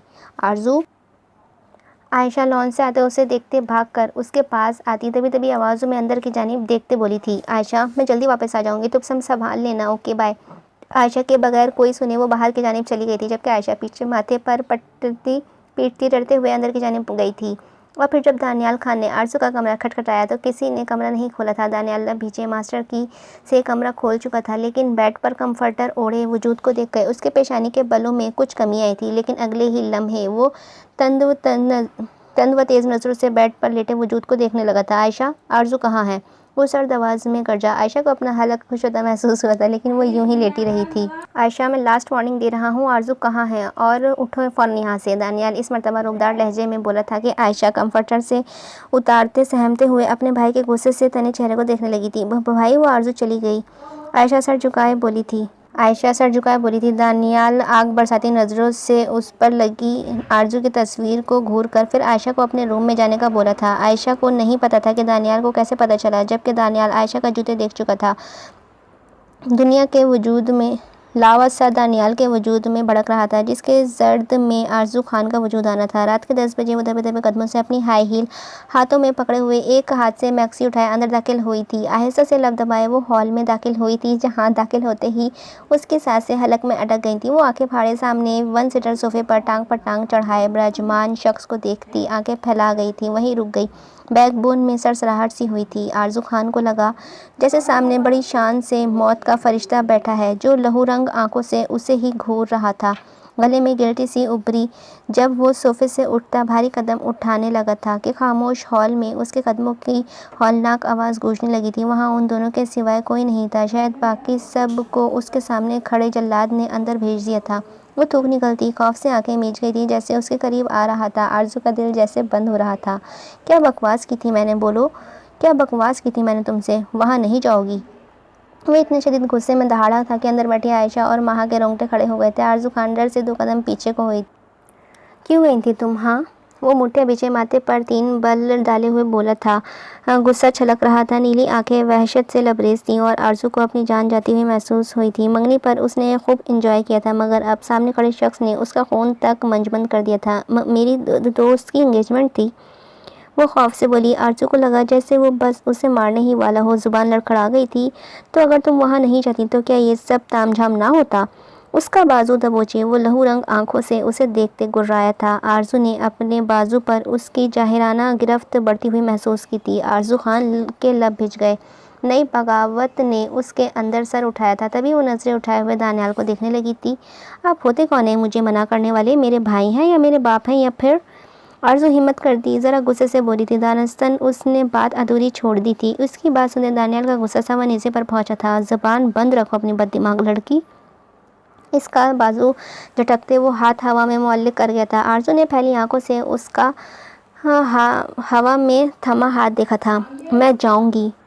ज़बान बंद रखो अपनी बददिमाग लड़की। उसका बाजू झटकते हुए हाथ हवा में मुअल्लिक कर गया था। आरजू फैली आंखों से उसका हवा में हाथ देखती रह गई थी। मैं जाऊंगी, हर वो जगह जाऊंगी जिससे आपको मसला हो। सुना आपने? आपकी हिम्मत कैसे हुई मुझ पर हाथ उठाने की कोशिश करने की? आरजू खान दानियाल सफ़ीर खान के सीने पर हाथ मारते हुए उसे पीछे की जानिब धक्का देते हज़ियाती अंदाज में चीखती। दानियाल खान की हमेशा उस पर पाबंदियाँ लगाई थी, लेकिन कभी ऐसी नौबत नहीं आई थी कि उस पर हाथ उठा दे।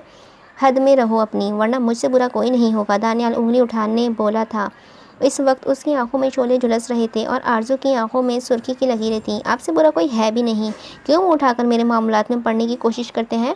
आरजू लब भीजती बोली थी। दानियाल ने जबड़े भीजते उस लड़की के चलते ज़ुबान को मुलाहिजा किया था। कहाँ लेकर जा रही हो? हाथ छोड़ो मेरा।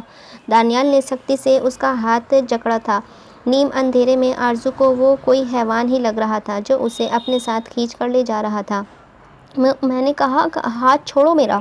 आरजू उसके हाथ पर अपना हाथ रखते हुए छुड़ाने की कोशिश करते हुए बोली थी। उसे हद से ज़्यादा गुस्से में तने चेहरे समेत देखते आरजू के बैकबोन में सरसराहट हुई थी। तुम्हारी जगह ये है, सुना तुमने? जब यहाँ 2 रातें गुजारोगी फिर तुम्हारी अकल ठिकाने आएगी। दानियाल ने उसे लाकर एक कमरे में ज़ोर से पटक दिया था। ज़मीन पर जा गिरी थी। वहशत ज़दा आवाज़ में फुंकारा था। बहुत शौक है ना तुम्हें घर से बाहर इतनी रात को अकेले जाने का? अब यहाँ रहो अकेले। दानियाल उंगली उठाए हुए उसे देखते करख्त लहजे में बोला था। आरजू ने खौफ से आसपास देखा। वो उन लोगों का पुराना स्टोर था जहां बहुत पुरानी चीज़ें पड़ी थीं। वहां रोशनी ना होने के बराबर थी, क्योंकि छत पर बने जालीनुमा रोशनदान से चांद की हल्की सी रोशनी आ रही थी। सर्दियों की रात में अंधेरे में यहाँ रहना आरजू खान के रोंगटे खड़े हुए थे। नो दानियाल, आप ऐसा नहीं कर सकते। आरज़ू नफ़ी में सर हिलाते हुए आगे को बढ़ गई जब दानियाल इतनी ही फुर्ती से दरवाज़ा बाहर से लॉक कर देता। आरज़ू बार बार दरवाजे को पीट रही थी। दानियाल, सफ़ीर खान दरवाज़ा खोले, मैं तुम्हारा खून पी जाऊंगी जाहिल इंसान।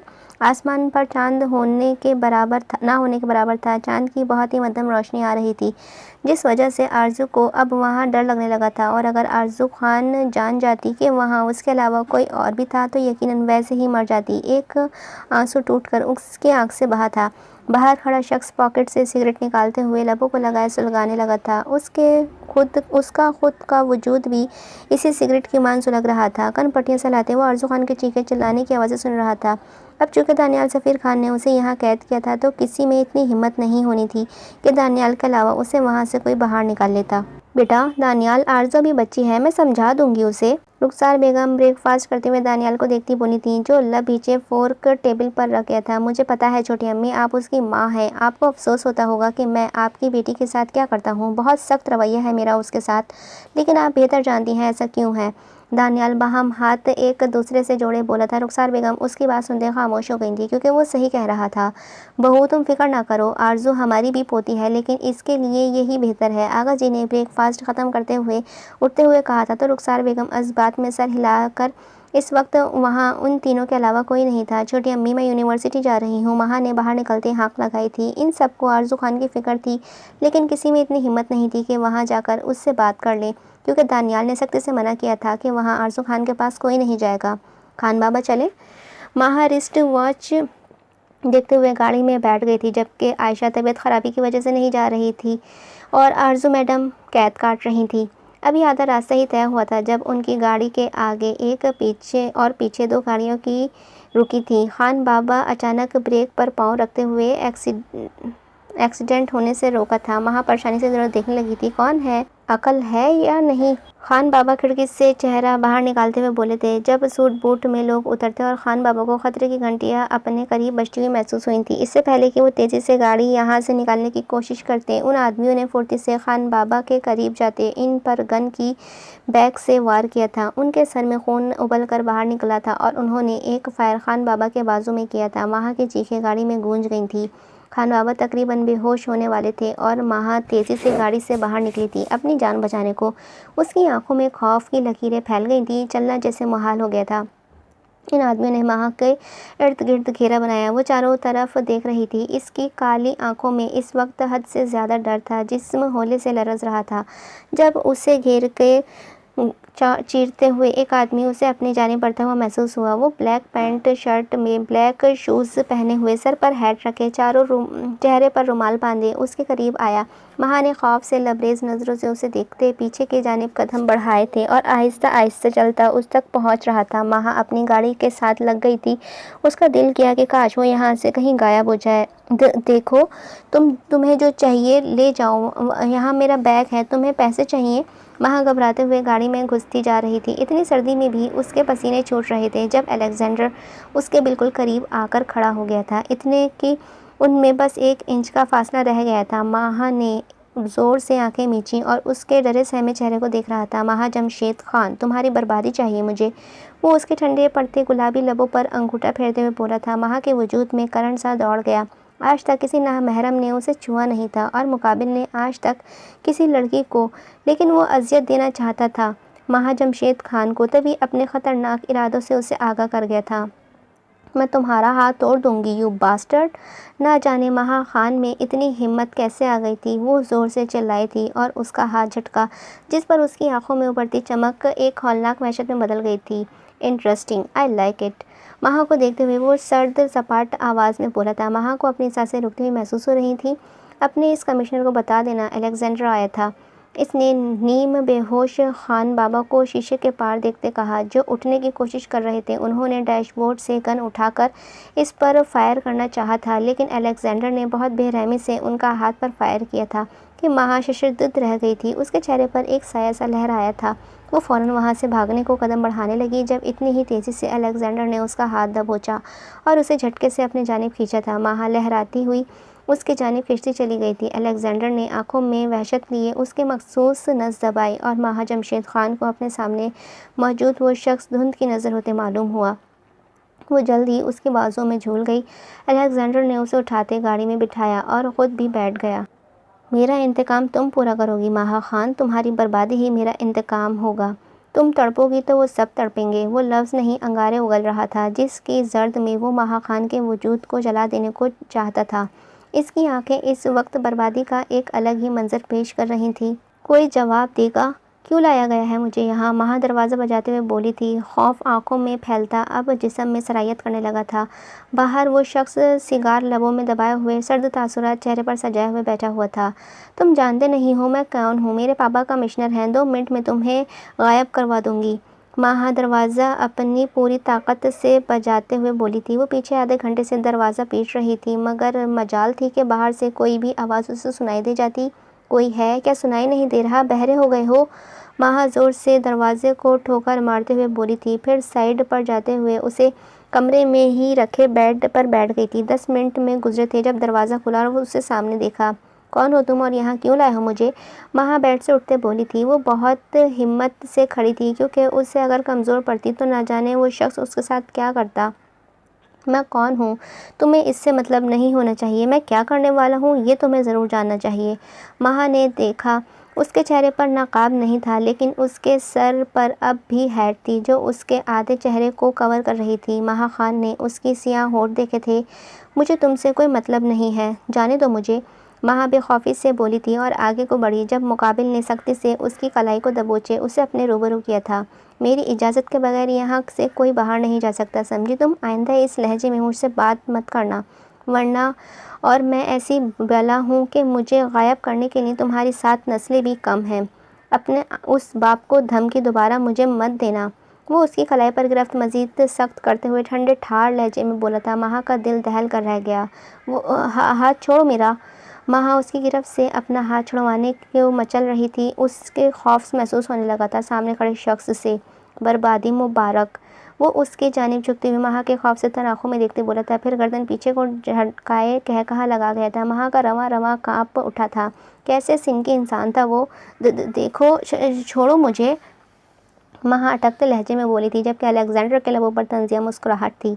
अपने उस बाप का डराव मत देना आइंदा मुझे। इसका हाथ छोड़ते हुए वो अपना हाथ अपनी ब्लैक शर्ट के बटनों तक ले जाते हुए उन्हें खोलने लगा था। माहा ने हैरत से फैलते आंखों से उसकी बेबाकी से किए गए अमल को देखा था। ये क्या कर रहे हो तुम? माहा के जिस्म में खौफ से सनसनी दौड़ गई थी। वो पीछे की जानिब कदम बढ़ाने लगी थी जबकि शर्ट उतारती वो 2-4 दूर उछाल गया था। तुम्हारी बर्बादी की शुरुआत। तंजिया हंसते हुए वो माहा को बहुत कुछ पवर करवा गया था। उसके लहजे में कहीं से भी मजाक की रमक ना थी। माहा की हथेलियां पसीने से भीगने लगी। तुम जो भी कुछ चाहते हो मैं ऐसा नहीं कर होने दूंगी। माहा के लिए ये ख्याली सुहाने रोज था कि वो किसी नामहरम के साथ अकेले इस तरह कमरे में खजा के सामने खड़ा नामहरम के ख्यालात। तुम रोकोगी मुझे? अलेक्जेंडर का लहजा मजाक उड़ाता था। माहा पीछे जाती अब बेड पर गिरने के अंदाज में बैठी थी। उसकी आंखों से नमकीन पानी बहने लगा था। टांगें शल होने लगी थी। देखो हमारे दरमियान कोई रिश्ता नहीं है, तो प्लीज़ मुझे जाने दो। कुछ देर पहले की सारी अकड़ हवा हुई थी। माहा रोते हुए सिसकी थी क्योंकि सामने खड़े शख्स के इरादे कहीं से नेक नहीं थे। तुम कोई रिश्ता बनाना चाहती हो या मुझसे? वो उसके चेहरे के नज़दीक झुकते बोला था। माहा से सख्ती नफ़ी में सर हिला गई थी। अलेक्जेंडर ने उंगली के पोरे से एहतियात से उसके आंसू चुने बगैर उसके चेहरे को हाथ लगाए। मैं तो ऐसे ही करूँगा। तुम्हारी बर्बादी ही सफ़िया खान की बर्बादी होगी। जब तुम रुसवा होगी तब उन लोगों को किसी दूसरे की इज्जतों का ख्याल आएगा। वहाँ का चेहरा अब की बार सख्ती से दबोचे वो सर्द आवाज़ में गुर्राया था। उसके शेरबान नज़रें माहा के सुर्ख पड़ते चेहरे पर थी। No please. माहा नफ़ी में सर हिलाती सिसकी। उसकी इंसान की उंगलियां अपने चेहरे पर धुसती हुई महसूस हुई थी जबकि अलेक्जेंडर जब्त के मारे जबड़े भींच गया था।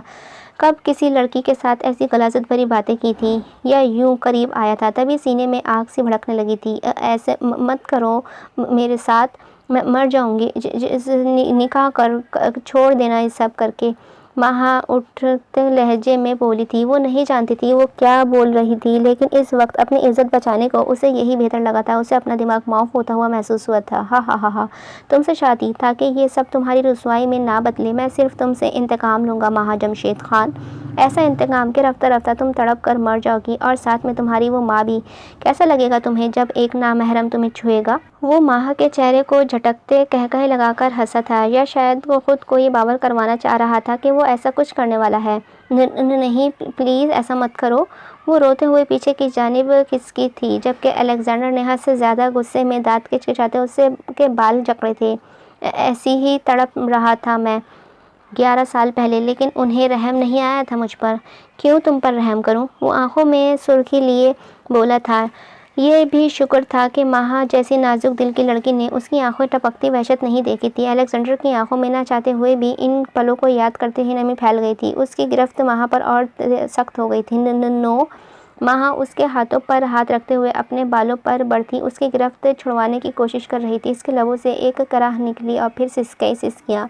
तो प्लीज़ मत करो, तुम्हें तुम्हारी माँ बहन का वास्ता है, मेरी इज्जत मेरे लिए सब कुछ है, माह रोते हुए बोली थी। उसकी आंखों से आंसू मोतियों की तरह बह रहे थे, जबकि अलेक्जेंडर की गिरफ्त उसके बालों पर ढीली पड़ गई थी, मगर उसके अंदर एक तेज आतिश अफशा फटा था। माह की बातें सुने। माह जमशेद खान।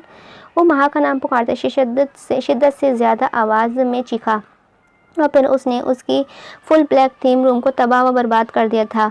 हर चीज़ ज़मीन पर पटक डाली थी। दफ़ा हो जाओ यहाँ से, जाओ यहाँ से, इससे पहले कि मैं कुछ और कर दूँ। और याद रखना, मैं तुम्हारे साए की तरह तुम्हारे साथ हूँ, जिससे छुटकारा तुम्हें तुम्हारी मौत पर मिलेगा। खबरदार अगर किसी को कुछ बताया, वरना मुझसे बुरा कोई नहीं होगा। Get lost. वो 16 बार नज़रों माह के सिसकते वजूद पर डाले बोला था और सर पकड़े वॉशरूम में बंद हो गया था। पीछे माह बिल्कुल बामुश्किल रोते हुए सिसकते वहाँ से उठी थी। कदमों से जैसे जान निकल गई थी। वो इस घर से बाहर निकली तो बाहर खान बाबा खड़े थे। वो रोते हुए आगे बढ़ी थी। खान बाबा, किसी को बताना जो कुछ हुआ है। माह रोते हुए गाड़ी में बैठ गई थी। खान बाबा भी गाड़ी में बैठ गए थे। उनके हाथ और बाजू पर पट्टी थी। वो दूसरे हाथ से गाड़ी ड्राइव करने लगे थे। उनके चेहरे पर सख्ती थी। मुझे धमकी दी गई है बेटा कि वो मेरे ख़ानदान को मार देंगे, लेकिन मुझे उनकी परवाह नहीं है। खान बाबा सामने सड़क पर नजर जमाए हुए बोले थे। माह मुंह पर हाथ रखते सिसकी। इन चंद घंटों ने माह का पूरा खौफ से लबरेज कर दिया था, जिसे वो एक अंधेरी नगरी में अकेले ही चली आई हो। नहीं, अब मत बताना, वो मार देगा, प्लीज़ वादा करें। माह सिसकी। उसकी टांगों में अब भी बुरी तरह काँप रही थी। खान बाबा ने अफसोस और यासियत से सर को धीरे से इस्बात में हिलाया था। वो सुबह ही निकली थी और अब दोपहर का 1 बज रहा था और घर जा रही थी। रोते हुए उसकी आंखें और नाक सुर्ख हो रहे थे और पूरा जिस्म काँप रहा था। उसकी आवाज़ में वहशत महसूस हुई थी। माह जमशेद खान के हवास खोने लगे थे। उसे सुनकर गाड़ी घर के आगे रुकी तो वो अपना टूटा फूटा का शिकार होता हुआ वजूद समेटे गाड़ी से बाहर निकली। एक गहरा सांस भर आंखें साफ की और अंदर के जानिब भागी। टांगें कांपती चलने से इनकार कर रही थी। वो तेज़ी से अंदर जाती, बगैर किसी की परवाह किए अपने रूम में बंद होती, बेड पर गिरते, मुंह पर हाथ रखते रोने लगी थी। वो बहुत ही डर चुकी थी इस शख्स से, जिसका आधा चेहरा वो देख चुकी थी। इसका सियाह लब और उनके निकलते वहशतज़दा अल्फाजों ने उसे तोड़ मरोड़ कर रख दिया था। कल रात से आरजू खान इस रूम में थी और अब दोपहर से शाम हो रही थी। दानियाल घर में ही था, मगर मजाल है जो उसे ज़रा भी तरस आ जाता कि वो रात से वहाँ कैसे रह रही होगी बगैर कुछ खाए पिए। कोई है, बचाओ। आरजू खान की चीखें आवाज़ स्टोर के पास से गुजरते वजूद को सुनाई दी थी। वो कान लपेटे गुजरने लगा था। पर प्लीज़ मुझे बाहर निकालो। आरजू दरवाजे के साथ लग गई थी। अब वहाँ रात के मुकाबले कदरे रोशनी ज़्यादा थी। आरजू ने आसपास देखा, जहाँ से 2 से 4 चूहे उसे खुद को ही तकते मिल रहे थे। वो आंखें फाड़े उन्हें देखने लगी थी। झट से घबराहट सी महसूस होने लगी थी, क्योंकि वो बचपन से चूहों से डरती थी। ऐसे उसे फोबिया था उनका, और अब तो आरजू खान को अपनी जान जाती महसूस हो रही थी। उन्हें यहाँ से वहाँ जाते देखकर अब वहाँ आहिस्ता आहिस्ता चूहों की तादाद बढ़ते 6 से 7 हो गई थी। बचाओ प्लीज़। वो खौफ के अंसर से आरजू की आंखें फैल गई थी और ज़ोर ज़ोर से दरवाज़ा पीटने लगी थी। बचाओ प्लीज़। आरजू चूहों को अपनी जानिब बढ़ता देखकर खौफ से चीखती थी। उसे लगा वो वापस से मौत के करीब खड़ी है। उसे चूहे दानियाल खान से भी ज़्यादा खौफ में मुब्तला कर रहे थे। दानियाल, वो अपनी पूरी ताकत से चीखी थी। वो ज़मीन पर बैठती चली गई थी। आंसू उसकी आंखों से बहते ज़मीन पर गिरने लगे थे। खौफ से उसकी सांसें जैसे घुटने लगी थीं। आरज़ू खान के आगे पल में दुनिया घूम गई थी। मामा, वो बुलंद आवाज़ में चीखी थी। ये उसकी आखिरी चीख थी जो इतनी बुलंद थी कि हॉल में बैठे हुए तमाम नफूस ने सुनी और बाहर की जानिब भागे थे। दानियाल ने स्टोर का दरवाज़ा खोला तो वो सामने ज़मीन बोस हुई पड़ी थी। उसके चेहरे पर खौफ था। उसकी बुलंद चीखें सुनकर चूहे दूर कोनों में चले गए थे। रुखसार बेगम ने एक चूहे को देखा। वो सारा मामला झट से ही समझ गई थी। आरज़ू, वो आंखों में नमी लिए अपनी बेटी को जानिब बढ़ी थी। उनका दिल कटकर रह गया था इसकी ऐसी हालत देखकर, जबकि दानियाल सफ़ीर खान अब खुद हैरान परेशान हुआ था। वो भूल कैसे गया था कि उससे चूहों से खौफ। दानियाल, रुखसार बेगम ने नम आंखों से पलटकर उसे देखा था। वो लब पीछे आगे बढ़ा और आरज़ू के नीम बेहोश वजूद को बाजू में भरते हुए वहाँ से बाहर निकला था। उसके पीछे सब लोग जा रहे थे। उसने आरज़ू को उसके कमरे में ले जाते हुए बेड पर लेटाया। वो नीम बेहोशी में भी नफ़ी में सर हिला रही थी। खौफ से चेहरा सफ़ेद पड़ने लगा था। डॉक्टर को कॉल करो, सफ़ीर खान ने मेराज को इशारा किया था। आयशा ने रुखसार बेगम उसके पास बैठी थीं, जबकि सफ़िया बेगम और नूर किचन में ही चिपकी थीं, जानिब लपकी थीं। कुछ देर बाद लेडी डॉक्टर आई, तब आरज़ू का चेकअप करने लगी थी। बहुत डर गई हैं शायद, या इनका बीपी भी बुरी तरह से लो हुआ है। शायद इस किस्म का झटका लगा है इन्हें। आप प्लीज़ इनका ख्याल रखें, वरना इनके हार्ट पर प्रेशर भी बन सकता है, जिससे ख़तरा हो सकता है। डॉक्टर कुछ ज़रूरी हिदायत देती मेडिसिन लिखकर रुखसार बेगम को थमाए चली गई थी। वहाँ के तमाम अफराद थे सिवाय माह जमशेद साहब और शहीर साहब के। मामा, मामा, आरज़ू होश में आते ही चीखी थी और फिर माँ को करीब पाते हुए वो उनसे लिपट गई थी। दानियाल लब पीछे खड़ा था और बाकी सब डॉक्टर की बातें सुनते दानियाल को बुरी तरह घूर रहे थे। ये जूस पिलाओ, इससे अच्छा लगेगा। नूर बेगम ने अफसोस से बेटे को देखते हुए फिर रुखसार बेगम को जूस का गिलास थमाया था, जिसे आरज़ू ने थोड़ा सा पी कर वापस कर दिया था। अब हमी नज़रों से दानियाल को देख रही थी। वो वहाँ से जाने को पलटा जब सफ़ीर साहब ने उसे रोक लिया था। ठहरो दानियाल, वो करक लहजे में बोले तो दानियाल वहीं रुक गया था। ये क्या हरकत की तुम्हारी? हाँ, ऐसी सज़ा देता है कोई? तमीज़ खो चुके हो तो माफ़ी मांगो फ़ौरन आरज़ू से, वो रोबदार लहजे में बोले। दानियाल ने मुठ्ठियाँ भींचे रुखसार बेगम के साथ लगे आरज़ू को देखा। बट डैड, वो अभी कुछ बोलता कि सफ़ीर साहब ने हाथ खड़ा करते हुए उसे सख्त नज़रों से घूरा था। अगर नहीं चाहते कि मैं इधर तुम्हारी मरम्मत कर दूँ तो फ़ौरन ही माफ़ी मांगो आरज़ू से, सफ़ीर साहब फिर से करक लहजे में बोले थे। आरज़ू खान होश संभाले उसे देख रही थी। आहिस्ता आहिस्ता आरज़ू खान की आंखों से खौफ जाने लगा और अब वहाँ चमक पैदा होने लगी थी। सॉरी, वो दूसरी जानिब चेहरा करते हुए मध्यम मगर सख्त आवाज़ में बोला था। तमीज़ से माफ़ी मांगो दानियाल, सफ़ीर साहब फिर से बोले थे। दानियाल ने नज़रें आरज़ू खान के वजूद पर डाली थी। माफ़ी चाहता हूँ आरज़ू खान, वो आखिर में उसका नाम चबा चबा कर अदा कर गया था। ऐसा पहली दफ़ा था कि दानियाल सफ़ीर खान ने किसी लड़की से माफ़ी मांगी थी। न जाने अब ऐसी कौन कौन सी चीज़ें पहली दफ़ा होने वाली थीं जिसका उसने तसव्वुर भी नहीं किया था। आरज़ू के लबों पर हल्की सी मुस्कुराहट उभरी, जिससे किसी के देखने से पहले छुपा गई। कहीं से नहीं लग रहा था कि वो थोड़ी देर पहले खौफ के ज़ेर असर थी। वो जितनी मर्जी बड़े खौफ से गुजरती, लेकिन जो मज़ा दानियाल सफ़ीर खान की बेइज्जती के वक्त आता था, वो कैसे इस मज़े को मिस कर देती। कोई बात नहीं है दानियाल, आप आइंदा ख्याल रखिएगा, ऐसा हो जाता है, मैंने माफ़ किया आपको। आरज़ू अब भी माँ के साथ लगी बोली थी। उसके चाशनी घुले लहजे में दानियाल को बस जहर ही घुला लग रहा था। सब ने आरज़ू का जवाब सुनते दानियाल को अफसोस व शर्मिंदगी से देखा था। वो मुठ्ठियाँ भींचे वहाँ से निकल गया था। आरज़ू, तुम भी ज़रा तमीज़ से रहा करो, बड़ा है वो तुमसे और बहुत ख़ास भी है तुम्हारे लिए। आहिस्ता आहिस्ता करके सब लोग वहाँ से जाने लगे तो रुखसार बेगम उसे आराम करने का बोल वहाँ से उठते हुए बोली थी, जिस पर आरज़ू का कड़वा सा मुँह बनाया था। मामा, मुझे लगता है आप मेरी माँ ही नहीं है।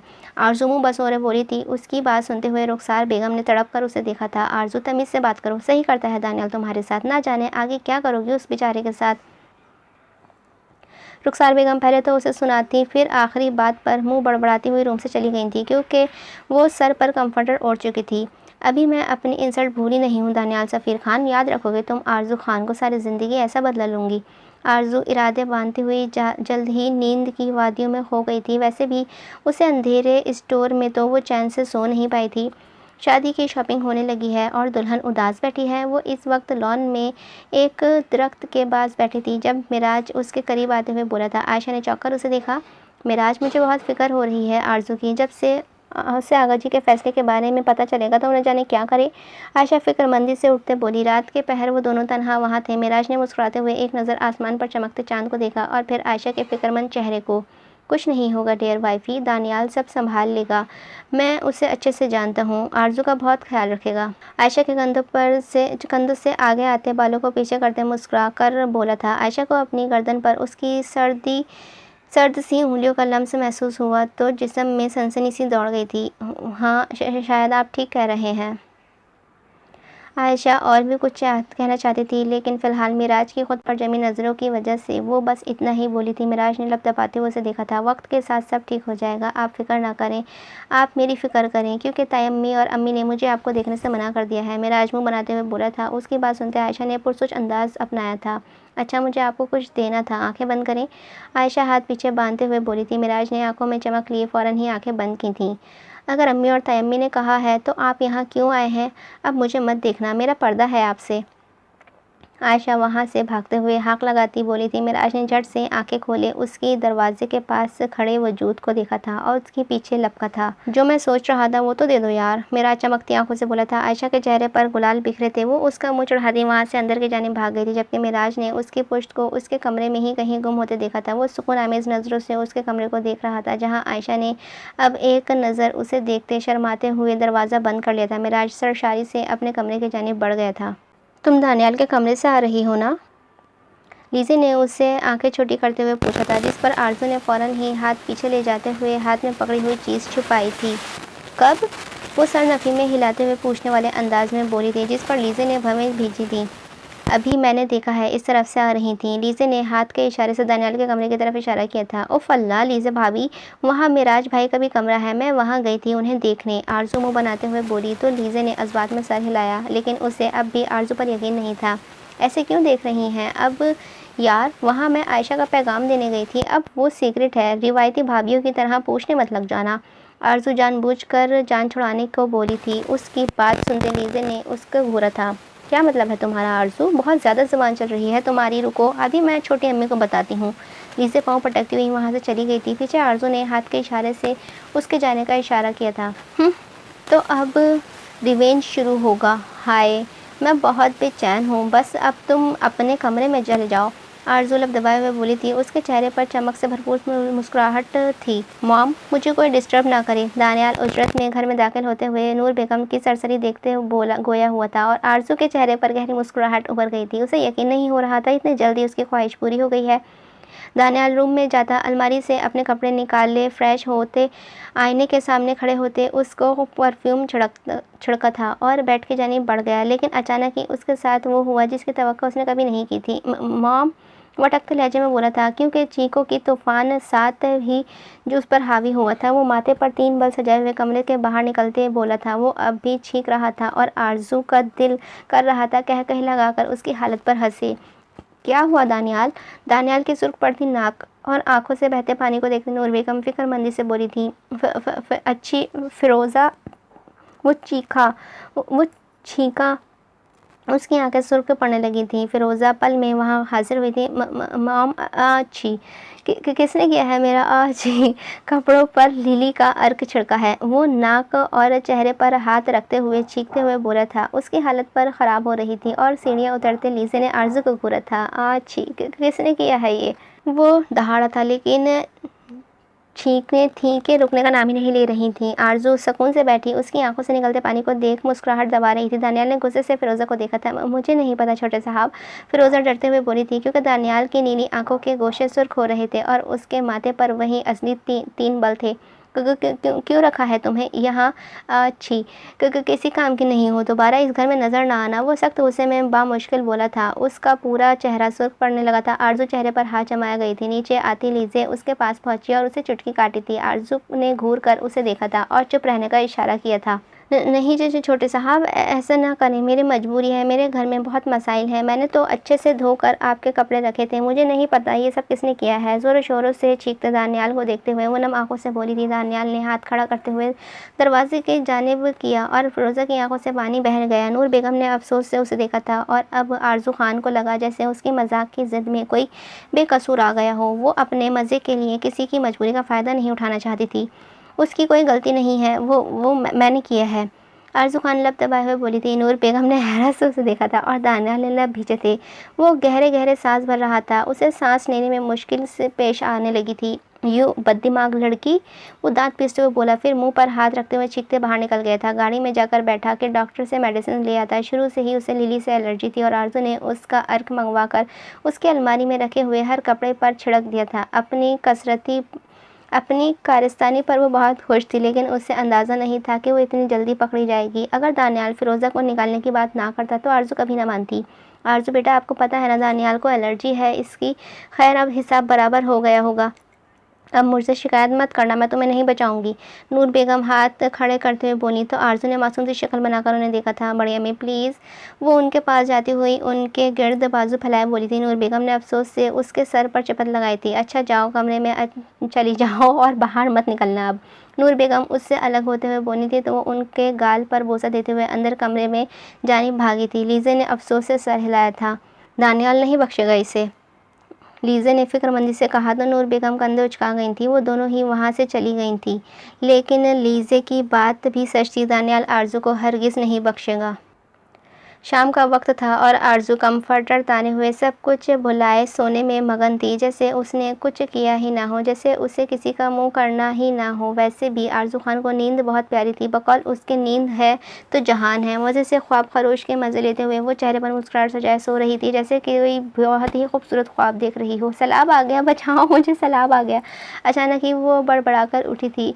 गहरे गहरे सांस लेते हुए इधर उधर देखा और फिर खुद पर नज़र डाली। कम्फर्टर भीग चुका था। शुक्र था उसके कपड़े इतने गीले नहीं हुए थे। उसने सर उठाकर देखा और फिर खौफ से आंखें फैलाए हुए गिलास हाथ में पकड़े दानियाल को देखने लगी थी, जो सुर्ख नाक और सुर्ख होती आंखों के साथ उसे घूर रहा था। आरजू के गले में गिल्टी भरकर मधुम हुई थी। हाय मनहूस मारी आरजू, दरवाज़ा कैसे लगाना भूल गई तो, काला मुँह और तेरे नीले पैर। वो सामने खड़े दानियाल को देखते हुए दिल में सोच कर रह गई थी। दानियाल, टुकड़ों में उसका नाम अदा करते हुए वो बैठ के दूसरी साइड से जैसे ही उतरने लगी, दानियाल ने फुर्ती से उसका बाजू दबोचा था। बहुत शौक है ना तुम्हें दूसरों को तकलीफ देने का। उसे खींचते हुए झटके से बेड से उतर गया था। आरजू ने अपनी बाजू पर उसकी चुपती सुलगती उंगलियों की बेवस्त होती महसूस हुई थी। तो दानियाल, मैं वो। आरजू कुछ बोला ही नहीं गया था। वो झपड़े भींचते हुए उसे शर्मसार नज़रों से घूर रहा था। तुम अपनी हद भूलती जा रही हो। तुम्हारी हिम्मत कैसे हुई मेरे कमरे में मेरी इजाज़त के बगैर दूसरी बार एंटर करने की? कैसे हिम्मत हुई तुम्हारी मेरी अलमारी को हाथ लगाने की? दिल कर रहा था तुम्हारा हाथ काट दूँ। वो गुस्से से फुंकारा था। उसके लावा उगलते लहजे ने आरजू को सहमा कर रख दिया था। दानियाल ने शिद्दत से उसका बाजू पकड़ा और उसे अपने साथ खींचने लगा था। दानियाल सॉरी। उसे इस कदर गुस्से में देखते हुए आरजू लड़खड़ाकर बोली थी। उसके जिस्म में सनसनी सी दौड़ गई थी। दानियाल, हाथ छोड़ो मेरा।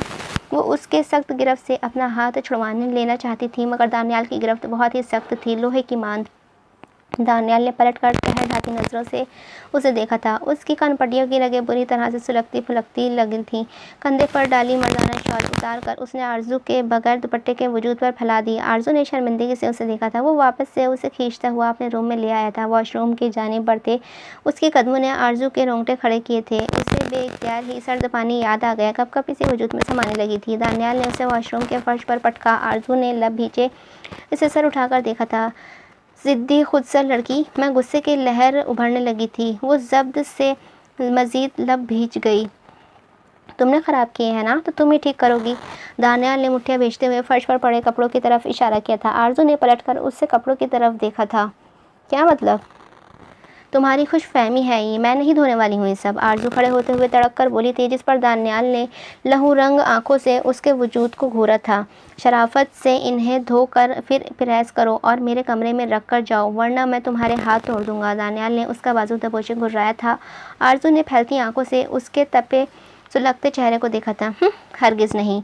तंजिया हंसते हुए वो दानियाल को आग लगा गई थी। दानियाल ने शोलाबार आंखों से उसकी मुस्कुराहट को देखा था। ठीक है, यही बंद रहोगी तुम, जितनी देर तुम ये सब धो नहीं देती। वो लब एक दूसरे में सख्ती से पेवस्त किए बाहर बढ़ गया था। आरजू उसके पीछे लपकी जब वो बाहर से वॉशरूम का दरवाज़ा लॉक कर गया था। दानियाल, दरवाज़ा खोलो, तुम्हें मैं नौकर नज़र आ रही हूँ? आरजू कपड़ों को देखते हुए चीखी थी। बाहर वो बेड पर बैठे गुस्से से पाँव चलाते हुए गुस्सा काबू करने की कोशिश कर रहा था। आधा घंटा गुजर गया था। अंदर बैठी आरजू ने गहरा सांस भरते हुए बंद दरवाजे को घूरा था। जाहिल हो तुम, वो बुलंद आवाज़ में चीखी थी और एक शर्ट उठाकर उसे धोने लगी थी। एक आंसू टूटकर उसकी आंखों से बहा और आरजू खान ने आहिस्ता आहिस्ता करते बड़ी मुश्किल से जैसे तैसे सारे कपड़े धो दिए थे। आज उसे पता चला था कि काम करना कितना मुश्किल होता है। जब डैड आएंगे ना, मैं उन्हें बताऊंगी कि तुम्हारे जाहिल आदमी बुढ़े कहीं के आरजू बच्चों की तरह रोते हुए एक हाथ से आंखें साफ करते हुए बोली थी और फिर आखिरी शर्ट निचोड़ कर रखी। उसके वजूद पर लिपटे दानियाल की शॉल भी किनारों से भीग गई थी। बिखरे बालों में आरजू ने छोटे से शीशे में अपना जायज़ा लिया था। कैसी काम वाली बना दिया है, काला मुंह न हो तुम्हारा जाहिल। सूसू करते हुए वो बाल पीछे करते बोली थी। दरवाजे की जानिब बढ़ी। धो दिए हैं तुम्हारे कपड़े, अब फैलाने हैं, बाहर निकालो मुझे, वो जब्त करते बोली थी। अगर कुछ उल्टा सीधा बोलती तो क्या पता वो बाहर ही ना निकालता। क्लिक की आवाज़ से दरवाज़ा खोले दानियाल ने धुले हुए कपड़ों को देखा था और फिर नम आंखें लिए खड़ी आरजू को, जो जब्त करने के चक्करों में सुर्ख चेहरे उसे देख रही थी। बहुत जल्दी अकल आ गई तुम्हें। लबों पर दिल जलाने देने वाली मुस्कुराहट सजाए हुए वो आंखों में तंजे चमक लिए बोला। आरजू ने बस घूर कर उसे देखा था। चलो उठाओ इन्हें और ऊपर टेरिस पर फैला कर आओ, वो मोबाइल जेब से निकालते हुए उस पर नज़र जमाते हुए बोला था। आरजू ने सुलगते दिल के साथ कपड़े उठाए और बाहर निकल गई थी। उसके वजूद पर अब भी दानियाल की शॉल लिपटी हुई थी। कमरे से बाहर निकली और वहाँ से सीधा किचन में गई थी। सब लोग हैरत से उसे देख रहे थे। वहाँ का कहा गूंजा था और फिर वो लबों पर दोनों हाथ जमाए हुए सोफे के पीछे छुप गई थी, वरना शायद आज आरजू उसे मार ही देती। सबके लबों पर मुस्कुराहट थी। हैरत थी कि आरजू ने ना किसी को देखा था और ना ही किसी को कुछ कहा था कि माहा को उसके कहे पर भी नहीं। सब ने आंखों ही आंखों में सूरत हाल का संगीन होने का ऐलान किया था। वो सीढ़ियाँ चढ़ते हुए ऊपर गई थी जहाँ एक छोटा सा रूम था। वहाँ से बाहर का काफ़ी अच्छा व्यू था। आरजू खान ने जब्त के बंधन हटाते सारे कपड़े ज़मीन बोस कर दिए थे। वहाँ बने कमरे में वहाँ से पेट्रोल उठाया और कपड़ों पर पूरी गैलन खाली कर दी थी। दानियाल फ़ोन कान को लगाए हुए सीढ़ियाँ चढ़ते हुए ऊपर आया था। आरजू खान ने एक नज़र उसे देखा। शाम का वक्त था। आसमान अपनी रोशनी खोते हुए अब अंधेरे में बदल रहा था। खाली टेरिस पर सर्दियों की हवाएं रूह को मजमंद करने की काफ़ी थीं। तेज़ हवा से आरजू के बाल उड़ते उसके चेहरे पर आ रहे थे। मेरे आगे सब खाक बराबर। वो लबों पर तन से मुस्कुराहट सजाए दानियाल को देखते हुए माचिस निकालते उससे जलाते कपड़ों में फेंक गई थी। आग की लपट ऊपर उठती थी। आरजू का चेहरा आग की रोशनी में जर्द हुआ था। जहाँ पहले वाला ना खौफ था ना ही आंखों में नमी। दानियाल ने सख्त नज़रों से उसे और फिर जलते हुए खुद के कपड़ों को देखा था। आरजू चलते हुए उसके तक आई थी। उसके सामने बड़े निडर अंदाज में खड़ी हुई थी। आपको क्या लगा कि मैं नौकरानी हूँ आपकी? मुझ पर हुक्म चला सकते हैं? हरगिज़ नहीं। मैं आरजू खान हूँ। मैं बर्बाद करके खाक में मिला देती हूँ। वो गर्दन मोड़े हुए एक नज़र जलते कपड़ों को देखती बोली थी कि दानियाल के सीने में आग भड़की। वो जब्त से मुठ्ठियाँ भीज गया था। जब्त से चेहरा सुर्ख पड़ गया था। वो मुठ्ठियाँ भीज गया था ताकि कहीं वो आरजू खान के हाथ न उठा दे। गुस्से के शोले आंखों से उठने लगे थे और आरजू खान उसके पास से होते हुए सीढ़ियाँ उतरती नीचे चली गई थी। नीचे की जानिब बढ़ गई थी, जबकि वो भी आग को देख रहा था जो उसके अंदर जलती आग से कहीं दर्जे कम थी। हम साहिबे अना है, हमें तंग ना कीजिए। मगरूर बेवफा है, हमें तंग ना कीजिए। हम कौन हैं, कहाँ हैं, इसे भूल जाएं। जैसे भी हैं, जहाँ हैं, हमें तंग ना कीजिए। बेहतर है हमसे दूर रहें साहिबे कमाल। हम साहिबे ख़ता हैं, हमें तंग ना कीजिए। वो सीढ़ियाँ उतरते नीचे आया था। गुस्से से चेहरा हद दर्जा सुर्ख पड़ रहा था। दानियाल बेटा, कहाँ जा रहे हो?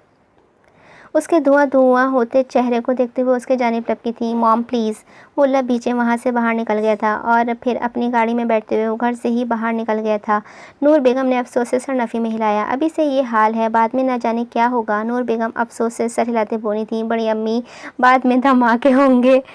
आली सेब के बाइट लेते हुए बोला तो नूर बेगम ने उसे घूरा था तो वो कंधे उचका गया था। थोड़ी देर पहले आरजू भी ऐसे ही नीचे आई थी और अपने कमरे में चली गई थी और अब दानियाल बाहर चला गया था। लीज़े उठती हुई ऊपर टेरिस पर गई तो वहाँ पर फिर 5 मिनट बाद नीचे आई थी। आरजू ने दानियाल के सारे कपड़े जला दिए।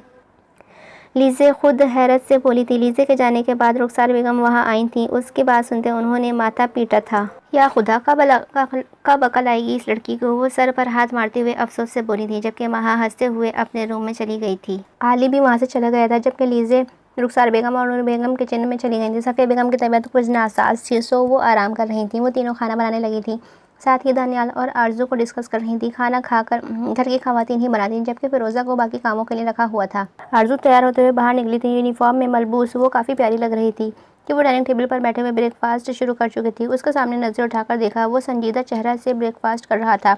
उसके जिस्म पर ब्लैक शर्ट के साथ ही ब्लू पैंट थी जो बिल्कुल नई लग रही थी। आरजू ने दिल जलाते मुस्कुराहट लबों पर खींचे खुद पर किसी की नज़रें महसूस करते हुए दानियाल ने नज़रें उठाई। सामने ही वो मुंह में ब्रेड का पीस रखते उसे सही मुस्कुराहट से देख रही थी। दानियाल ने शोरबार नज़रों से उसे देखा था और फिर वापस से ब्रेकफास्ट करने लगा था। कुछ ही दिन रह गए थे। तैयारियां कहाँ तक पहुंची हैं? आगा जान नाश्ता करते हुए बोले थे। सफ़िया बेगम ने मुस्कुराकर उन्हें देखा था। आगा जी, बस सब कुछ भी तकरीबन मुकम्मल है, अब बस लड़कियों की अपनी शॉपिंग रह गई है। मैं सोच रही हूँ 3-4 दिन में वो भी लेकर आए बेहतर है। सफ़िया बेगम कुछ देरी से बोली तो आगा जी ने इस बात में सर हिलाया। दानियाल, तुम परसों तक ले जाओ इन्हें। आगा जी ने बजाय सफ़ीर साहब के दानियाल को देखते हुए कहा था। डैड, मेरी परसों बहुत ही इम्पोर्टेंट मीटिंग है, मैं इनसे नेक्स्ट डे ले जाऊंगा। वो अपनी असली संजीदगी से बोला था। माहा और आरजू ने एक्साइटेड होकर एक दूसरे को देखा था, जबकि आयशा बस सर झुकाए नाश्ता कर रही थी। जबकि मेरा जल्द ही ऑफिस चला गया था कुछ ज़रूरी काम की वजह से। आयशा बच्चे, अब आपकी शादी के बाद यूनिवर्सिटी जाने वाला, लीव ले लो आप। नूर बेगम बेटी को देखते हुए बोली थी तो बस बात में सर हिला गई थी। आरजू ने आयशा को टहूका मारा था, जिस पर आयशा ने घूरा था। चलो माहा चलें, आरजू उठते हुए बोली थी। माहा बोली ही हाथ झाड़ते हुए उठ गई थी, लेकिन अचानक ही उसके जहन में उस शख्स की बातें घूमने लगी थी। वो लबों पर जबान फेरती हुई घबरा गई। क्या हुआ माहा, तबीयत ठीक है?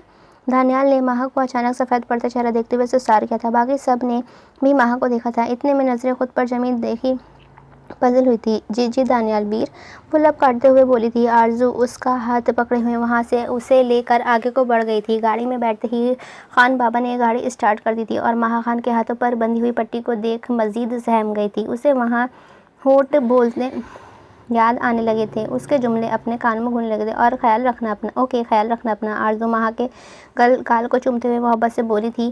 क्योंकि माहा को यूनिवर्सिटी आ गई थी, सो वहाँ उतर गई थी। खान बाबा उसे आंखों ही आंखों में तसल्ली देते गाड़ी के बाहर बढ़ा ले गए थे। जब अंदर दाखिल होते हुए माहा खान के वजूद एक बार फिर ज़लज़लों की जद में आया था। उसने गेट के बिल्कुल पास खड़े हुए उस काले साए को देखा था। वो फुल ब्लैक कपड़ों में मलबूस था और उसके सर पर पहनी हैट वो अजीब सी ही वहशत का नज़ारा पेश कर रही थी। ब्लैक हैट माहा को अपने कदम लरजते महसूस हुए थे। वो पीछे की जानिब बढ़ने लगी और उसके पहले कि वो रोड पर जाती किसी हादसे का शिकार बनती, सामने खड़े वजूद ने तेज़ी से लंबे लंबे डग भरते उसे हाथ में थामा था। मैं खड़ा तो हूँ तुम्हारी मौत की सूरत सामने, फिर पीछे जाकर मरने का क्या जवाज़? वो एक हाथ लॉन्ग ब्लैक कोट की जेब में डाले हुए बोला था। माहा के रीढ़ की हड्डी में सनसनी सी दौड़ गई थी। वो काली आंखें खौफ से फैलाए हुए उसे ही देख रही थी। चलें, वो माहा के हाथ छोड़ते हुए बोला था। माहा ने खौफ से कपकपाते वजूद से उसे देखा था। कहाँ? वो अटकते लहजे में बोली थी। मुकाबिल का चेहरा उस पर आया नहीं था। कब्रिस्तान, शहर खामोश। वो आहिस्तगी से उसके जानिब झुकते हुए बोला था। माहा को एकदम ही अपनी सांसें कम होती महसूस होने लगी थीं। उसे उसके लहजे में पुरस्रारी सी थी। नहीं। माहा ने फिर से पीछे के जानिब कदम लिए थे, जिस पर अलेक्जेंडर ने उसका हाथ फिर से जकड़ा। लगता है तुम्हें बहुत अच्छा लगता है जब मैं तुम्हें छूता हूँ। वो उसका सफ़ेद हाथ अपने ग्लव्स पहने हाथों में पकड़ते हुए आहिस्ता मगर सर्द आवाज़ में बोला। माहा ने तेज़ी से उसका हाथ झटका था। क्या हुआ मैडम, सब ठीक है? सिक्योरिटी गार्ड उसकी जानिब आते बोला था। माहा ने कुछ कहने को लब वाह किए थे कि अलेक्जेंडर ने उसका हाथ मजबूती से जकड़ते दबाया था। माहा आंसू जब्त करते हुए नफ़ी में सर हिला गई। ये मेरी होने वाली बीवी है, अलेक्जेंडर ने माहा का हाथ सहलाते हुए दूसरी नज़र गार्ड पर डालते कहा। तो वो सर अजबात में हिला गया। अजीब ही पुरस्कार बंदा है। गार्ड नफ़ी में सर हिला गया था। माहा ने उससे अपना हाथ छुड़वाया था। तुमने निकाह का बोला था ना, मैं तुम्हारे करीब आना चाहता हूँ तो फिर निकाह करो, वरना वैसे भी मुझे कोई इशू नहीं है। वो आम से लहजे में बोला। माहा ने फैली आंखों से उसे देखा था। तो तुम्हारी हिम्मत कैसे हुई यहाँ आने की? मैंने क्या बिगाड़ा है तुम्हारा? जिसके बदले लेने तुमने उनके लो मुझसे नहीं है, जिससे बदला लेना है उनसे लो, मुझसे नहीं। अब जाओ यहाँ से। माहा मजबूत लहजे में बोली थी, लेकिन फिर भी उसका लहजा लड़खड़ा गया था। अलेक्जेंडर ने आईब्रो उचकाकर उसे देखा था, जैसे माहा देख ही नहीं पाई थी। बहुत ज़बान चलने लगी है प्रिटी, पर तुम्हारी बदला तो तुम्हारे ज़रिए ही लूँगा। और शराफत से कल 10 बजे मुझे इधर मिलना, मैं लेने आऊँगा तुम्हें, वरना मैं तुम्हारे घर भी आ सकता हूँ। और फिर मैं वो करूँगा कि पूरे मोहल्ले को क्या पूरे शहर में तुम मुँह छुपाती फिरोगी। वो सर्द बर्फीले लहजे में बोलता हुआ माहा को लर्जा गया था। माहा ने सहमी नज़रों से उसे देखा था। वो सीटी बजाता हुआ वहाँ से आगे बढ़ गया था, जबकि माहा जैसे सख्त सी वहाँ खड़ी थी रह गई थी। उसका जिस्म शल होने लगा था और दिमाग माउफ होने लगा था। वो सबक बताती आंखों से आंसू टूटकर गिर से अचानक ही उसका मोबाइल फ़ोन बजा था। उसने मोबाइल बैग से निकालते हुए स्क्रीन को देखा था। मुझसे भागने की या किसी को कुछ बताने की आवाज़ में तुम्हारे मुंह से निकले हर लफ्ज़ पर तुम्हारे घर के एक फ़र्द की जान तोहफे में लूँगा। वैसे मुझे तहाइफ ज़्यादा पसंद नहीं है। उम्मीद है तुम मेरी पसंद का ख्याल रखोगी। दिल दहला देने वाले मैसेज था। माहा ने बेसाख्ता ही दिल पर हाथ रखा था। वो कई लम्हे स्क्रीन को घूरती रही थी। उसके सामने सांस उखड़ने लगा था। उसने खान बाबा को कॉल की थी कि वो घर जाए सके, क्योंकि इतने शदीद खौफ में वो यूनिवर्सिटी तो हरगिज़ नहीं जा सकती थी। थोड़ी देर में खान बाबा वापस आए। वो चुपचाप गाड़ी में बैठ गई थी। दरख्त के साथ टेक लगाए वजूद से लहूलुहान से लबों से आज दूसरी बार मुस्कुराहट उभरी थी। वो आंखों में शफ़ाक़त भरे चमक माह के खिड़की से देखा। उसे दरख्त के साथ खड़े देखकर सांस रोक गई थी। उसकी आंखें फैल गई थी। गाड़ी दूर होती जा रही थी, उसका वजूद भी, लेकिन इस शख्स की बातें, वो बातें महा जमशेद खान को अपनी कैद में ले रही थी। यार आरजू, कहाँ गायब थी तुम? ब्रेक टाइम में बैठते मरवा ने आरजू को खफगी से देखते हुए पूछा था। तुम्हारे उस क्रश ने जीना हराम कर दिया है। ऐसा करो, उठाकर ले जाओ उसे, हमें नहीं चाहिए। आरजू पिज़्ज़ा खाते हुए बोली, लेस खाते हुए उससे जाजी बोली थी। पागल, कल तुमने ही इतनी इंपॉर्टेंट इन्फॉर्मेशन मिस कर दी, मरवा एक्साइटेड सी बोली थी। आरजू ने आईब्रो उठाकर पूछा, साथ ही लेज़ मुँह में रखा था। हाय, परसों से ना हमारे कॉलेज में कंपटीशन हो रहे हैं यार। हमारा कॉलेज एज अ मेज़बान होगा, हम लोग हिस्सा लेंगे। पास के कॉलेज के स्टूडेंट भी आएंगे टीम की सूरत में। मरवा हाथ आगे करते हुए बोली थी। आरजू उसके हाथ पर हाथ मार सके, जबकि आरजू ने कोफ्त से मुंह बिगाड़ा था। तो आरजू आंखें घुमाते हुए बोली तो मरवा ने उसे घूरा था। क्या मतलब? तो यार, मोबाइल लेकर आने की इजाज़त भी है, और साथ ही पास वाले कॉलेज से टीम्स आएंगी। तुम्हें तो पता है वहाँ को क्लासेस होती हैं।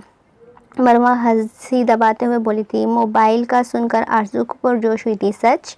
आरजू लेस को छोड़े अब मरवा को देखते बोली थी। हाँ ना यार, मैं किसी कंपटीशन में हिस्सा नहीं ले रही हूँ, आराम से एंजॉय करूँगी। मरवा चमकती आंखों से उसे देखती बोली थी। हाय, मैं तो मोबाइल लेकर आना चाहती थी शुरू से यार। कॉलेज में पिक्स लेने का कितना मज़ा आता है। आरजू उठते हुए बोली थी।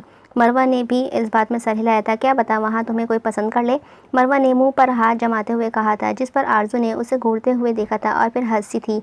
पागल, अभी कॉलेज क्लियर नहीं हुआ है और तुझे पसंद की बातें सोच रही हैं। तुम अपनी नज़रें काबू में रखना, वरना मैं अशर भाई को बता दूंगी। आरजू मुंह बनाते हुए उसे वार्निंग देते बोली थी, जिस पर उसने मुंह सर हिलाया था।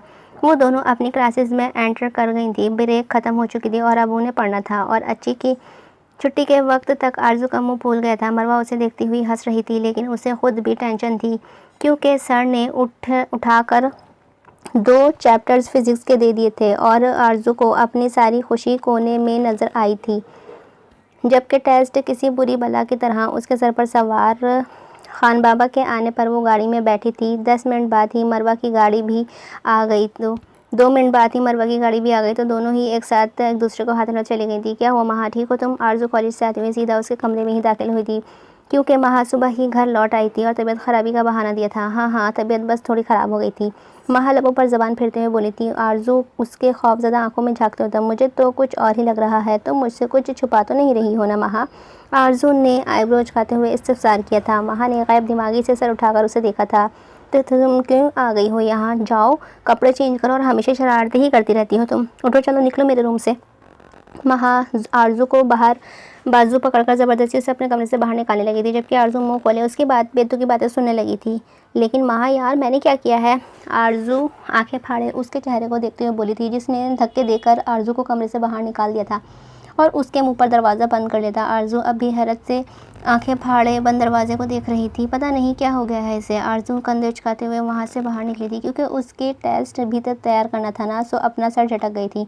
कमरे में जाते हुए वो अपनी किताब उठाया बाहर निकली, और अब आरजू खान पूरे घर में चक्कर काटते हुए रट्टे लगाने में मसरूफ़ थी। वैसे आरजू बाजी रट्टे सर कटा। आली सोफे पर बैठे बोला तो आरजू ने उसे घूरते मुंह बनाया था। तो मुंह बंद रखो अपना बदतमीज़। आरजू मुंह बिगाड़ते बोली थी। आली कंधे उचका गया था।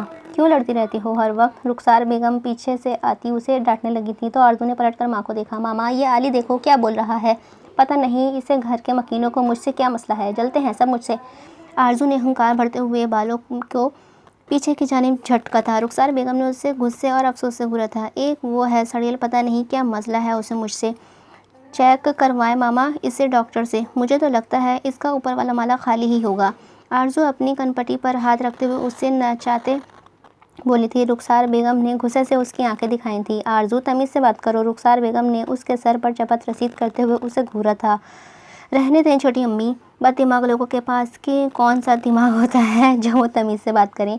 वो सीढ़ियाँ उतरते आग लगाते लहजे में बोला था। आरज़ू ने पलट कर उसे देखा। वो बाकी दिनों के मुकाबले में आज कुछ ज़्यादा ही पुरकशिश लग रहा था। ब्लैक कुर्ता पहने, कंधों पर मर्दाना शाल ओढ़े, हाथ में बंधी महंगी घड़ी और बाजू कोहनियों तक फोल्ड किए उसकी मर्दाना वजाहत झलक रही थी। आरज़ू ने फ़ौरन हिसाब बेबाक करते हुए उसे दुखते दिल पर हाथ रखते उपकाई आने जैसी शक्ल बनाई थी, उसे चढ़ाया और वहाँ से बाहर लॉन में चली गई थी। रुखसार बेगम ने दानियाल के जबड़े भीजे चेहरे को देखा। वो नफ़ी में सर हिलाती वापस किचन में चली गई थी, जबकि दानियाल घर से बाहर ही निकल गया था।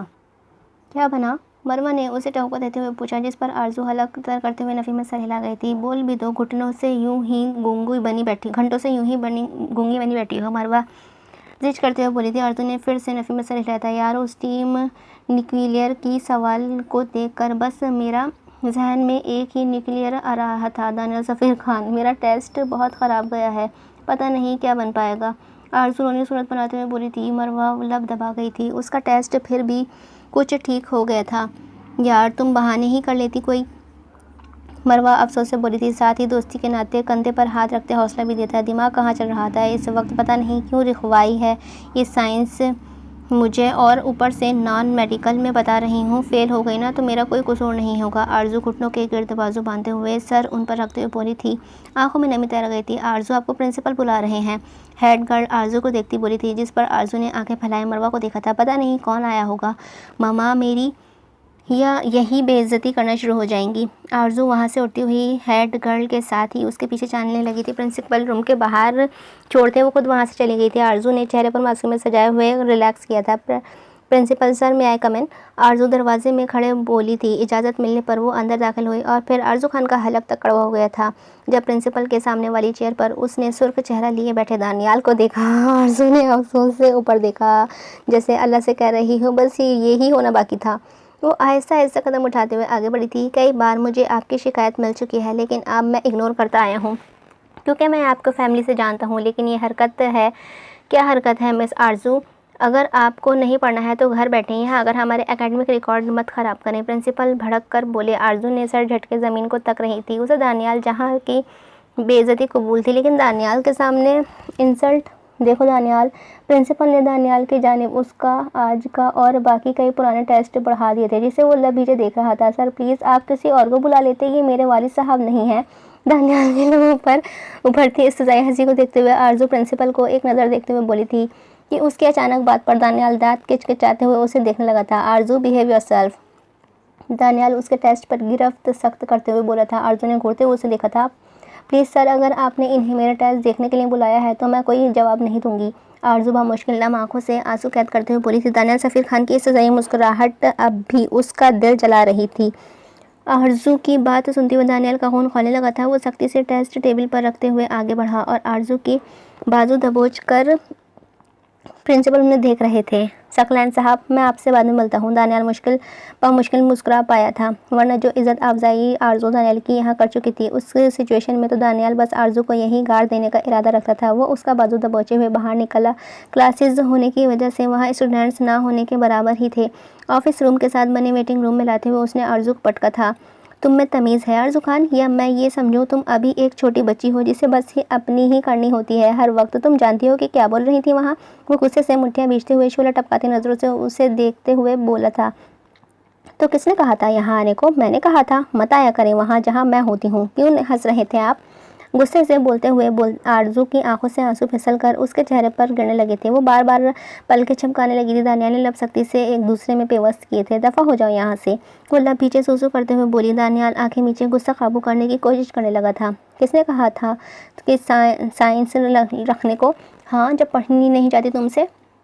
माँ कह रही थी साइंस आसान है। मुझे क्या पता था मुझे से नहीं पढ़ा जाता। मुझे नहीं पढ़ना, वो रोते हुए बोली थी। उसकी गहरी हेज़ल आंखों में अजीब सा तिलिस्म था। तीखी नाक फैलाते वो हर सर को नफ़ी में हिलाते हुए बोली थी। दानियाल ज़ेरे लब मुस्कुरा गया। यही पहली बार था जब वो दानियाल सफ़ीर खान आरज़ू खान की वजह से मुस्कुराया था। पढ़ना तो तुम्हें पड़ेगा आरज़ू खान, अपना ये दिमाग पढ़ाई में लगाओ तो ज़्यादा बेहतर है। हर वक्त शरारतों और ज़बान दराजी में लगाती हो। वो उसके माथे के वस्त में अपनी उंगली रखते हुए बोला था। आरज़ू ने चौंक कर उसे देखा था। वो आंखें फाड़े उसे देख रही थी। दानियाल ने अपनी उंगली हटाई और बाहर निकल गया। आरज़ू ने उसकी पुश्त को घूरा था। तुम क्लास में जाओ, मैं प्रिंसिपल से बात कर लेता हूँ। वो पलट कर उसे देखते हुए बोला था। आरज़ू इस मर्तबा खामोशी से वहाँ से निकल गई थी और क्लास की जानिब बढ़ गई थी, जबकि दानियाल प्रिंसिपल के ऑफिस की तरफ। मैम, गाड़ी में बैठ जाइए प्लीज़। हैरी गाड़ी का दरवाज़ा खोले हुए बोला था। महा ने सहमती नज़रों से ब्लैक गाड़ी को देखा था और वो कदम पीछे हट गई थी। नहीं, मुझे नहीं जाना, महा नफ़ी में सर हिलाते हुए बोली थी। उसकी आंखों में खौफ फैलने लगा था। मैम प्लीज़ गाड़ी में बैठ जाइए, सर ने भेजी है गाड़ी।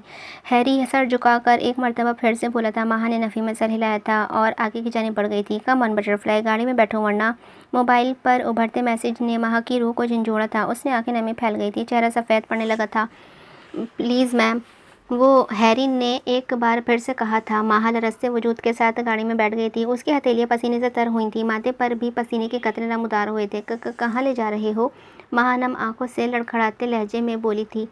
हैरी खामोश रहा था और फिर सारे रास्ते महा पूछती आई थी, चीखती आई थी, लेकिन कोई भी कुछ ना बोला था। थक हार कर महा रोने लगी थी। उसकी सिसकियाँ गाड़ी में गूंजने लगी थी। गाड़ी एक आलीशान घर के सामने रुकी थी। हैरी ने गाड़ी का दरवाज़ा खोला और महा खुद सहमते गाड़ी से उतरी। उसका दिल क्या यहाँ से भाग जाए। हर जगह आदमी ही आदमी थे जो गन और राइफल्स से लबरेज खड़े हुए थे। महा खान खौफ से आगे बढ़ी। उसके कदम आगे बढ़ने से इनकारी हो रहे थे। घर में दाखिल होते हुए उसने सामने सोफे पर विराजमान शख्स को देखा था। वो कहीं वही होलिये, वही हौलनाक होलिया। महा 2 कदम पीछे हटी।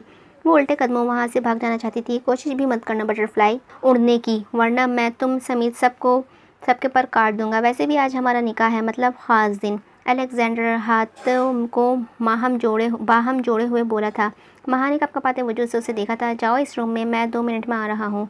कमरे में जाओ बटरफ्लाई, वो सर्द तरीन लहजे में बोला। महा लड़खड़ाते हुए कदमों से उसके कमरे में चली गई थी। उसे अपने दिमाग माऊफ होता महसूस होता था। ठीक 2 मिनट बाद ही वो कुछ आदमियों को लिए अंदर दाखिल हुआ था। महा के सर पर अब ब्लैक शॉल थी जो उसने थोड़ी देर पहले ही कंधों पर फैलाई हुई थी। काश वो आज असाइनमेंट जमा करवाने यूनिवर्सिटी ही ना आती, और अगर वो घर आ जाता या वो वाकई किसी को मार देता तो महा दिलो जान से काँपी थी। काजी साहब ने निकाह पढ़वाना शुरू किया था, जबकि महा खान, वो तो सुन होते दिमाग के साथ वहाँ मौजूद थी। उसका जहन खाली था। उसने खाली जहन के साथ ही अलेक्जेंडर को कबूल किया था। और फिर काजी साहब ने अलेक्जेंडर से भी पूछा, जिसने ऐसे जवाब दिया था जैसे एहसान कर रहा हो वो महा जमशेद खान पर। काजी साहब, कासिम और बाकी आदमी वहाँ से जा चुके थे। महा गुमसुम बैठी थी। पता ही न चला कब आंखों के आंसू बहने लगे थे। होश तो तब आया जब एक सुलगते लम्स ने उसके चेहरे को छुआ था। वो गहरा सांस भरते हुए उसे देखने लगी, जो लबों से उसके आंसू चुन गया था। महा की आंखों में खौफ फैल गया था। वो पीछे की जानिब खिसकी। रो क्यों रही हो? हाँ, अब से तुम वही करना जो मैं कहूँगा और ज़्यादा सवाल जवाब मत करना, मुझे पसंद नहीं है। वो उंगली उठाते हुए बोला था। महा लब भीज गई थी। मुझे घर जाना है, वो रोते हुए बोली। उसे लगा पल में उसकी ज़िंदगी बर्बाद हो गई है, वो तबाह हो गई है। सामने बैठा शख्स ने सर से हैट उतारी। महा ने पहली बार उसके चेहरे को देखा था। हेज़ल ग्रीन आंखें, अनाबिल सिया लब, बिखरे बाल, मगरूर नाक। बिलाशुबा वो बहुत ही हसीन था और वो ठीक करता था जो आंखों को छुपा कर रखता था। वो आंखें किसी का भी चैन व करार लूट सकती थी। वो साकत सी हो गई थी। बटरफ्लाई, इतनी जल्दी है तो मुझसे दूर जाने की? वो लबों पर साइड स्माइल रखते हुए बोला था। और महा ने जैसे कमरे में तिलिस्म उतरते पाया था। वो लबों पर कैंची मुस्कुराहट सहर तारी करती थी। निकाह मुबारक। उसके कमर में हाथ डालते हुए सख्त अंदाज में बैठी महा को अपनी जानिब खींचते बोला था। महा ने अपनी कमर पर उसकी उंगलियां पेवस्त होती देखी थी। मुझे घर जाना है। तिलिस्म टूट गया था। महा को अब भी वो कोई हैवान लग रहा था जिसके साए तले महा खान कैद थी। वो अटकते लहजे में बोली थी। वो महा खान के लबों पर अपनी उंगली जमाते हुए चेहरा उसके चेहरे के करीब कर गया। महा सांस रोक गई थी। तुमने कहा था मैं तुम्हें छू सकता हूँ। उसकी आंखों में चमक उभरी। वो मोहब्बत की चाह की चमक नहीं थी, वो सर्द शफ़ाक़त भरे बदले की आग की चमक थी। नहीं, वो उसकी गिरफ्त में महल मचल कर रह गई थी, जबकि अलेक्जेंडर ने बड़ी शफ़ाक़त से उसके लबों को अपने लबों के कैद में लेते हुए खतरा खतरा खुद में अंदर मौजूद जहर को महा खान के अंदर उतारा था। महा को उसकी जारहाना गिरफ्त में अपना दम घुटता महसूस हुआ था, जबकि अलेक्जेंडर के हाथ उसे अपनी कमर के अंदर धंसते महसूस हुए थे। वो उसके दर्द होते उसे देखते एक आंख दबा गया था। महा ने गहरी सांस भरते उसे शिद्दत से चेहरे से देख रही थी। उसने अलेक्जेंडर से एक फेल की तवक्को नहीं की थी। अब आते ही बदले की तरफ वो अपने लबों पर आए। महा के लबों के खून को अंगूठे से साफ करते हुए बोला था। एकदम ही उसके चेहरे पर सर्द सा तासुरात छा गए थे। महा ने आंखें आंसू टूट कर गिरने लगे थे। पहला झटका मिलेगा तुम्हारी इस माँ को, वो लब दबाए बोला। महा ने रोते हुए सर नफ़ी में हिलाया था। जब अलेक्जेंडर ने बुरी तरह से उसका बाजू खींचा था। नहीं प्लीज़, माँ हंसते हुए बोली थी। अलेक्जेंडर ने पलटकर उसे देखा था। जो मैं कहूँगा वही करोगी, वो ज़रा सा झुकते हुए बोला था। माँ की हाइट उससे कहीं दर्जे कम थी। उसकी हेज़ल ग्रीन आंखों में वहशत दौड़ गई थी। माँ ने रोते हुए इस बात में सर हिलाया था। Good girl my little butterfly, वो मुस्कुरा कर बोला था, लेकिन उसकी मुस्कुराहट भी उसी की तरह सर्द थी। ओके, घर जाओ, फिर घर पहुंचकर मुझे मैसेज कर देना। मुझे तुम्हारी बहुत फिक्र रहती है, इकलौती बीवी हो तुम मेरी। वो इकलौती पर जोर देते हुए बोला था। उसके कंधों पर हाथ जमाते हुए मुस्कुराया था। माँ होले से लरस गई थी। बैकबोन में सरसराहट सी दौड़ गई थी। जाओ हैरी, तुम्हें यूनिवर्सिटी छोड़ देगा, वहाँ से तुम घर जाना। वो सिगार कोट से निकाल दे, उसे सुलगाते बोला था। माँ वहाँ से पलट गई थी। वो बस किसी तरह वहाँ से निकल जाना चाहती थी, जबकि अलेक्जेंडर के लबों पर पुरस्कार मुस्कुराहट थी। ना जाने उसके दिमाग में क्या चल रहा था, लेकिन उसके चेहरे से लग रहा था उसके इरादे कुछ नेक नहीं हैं।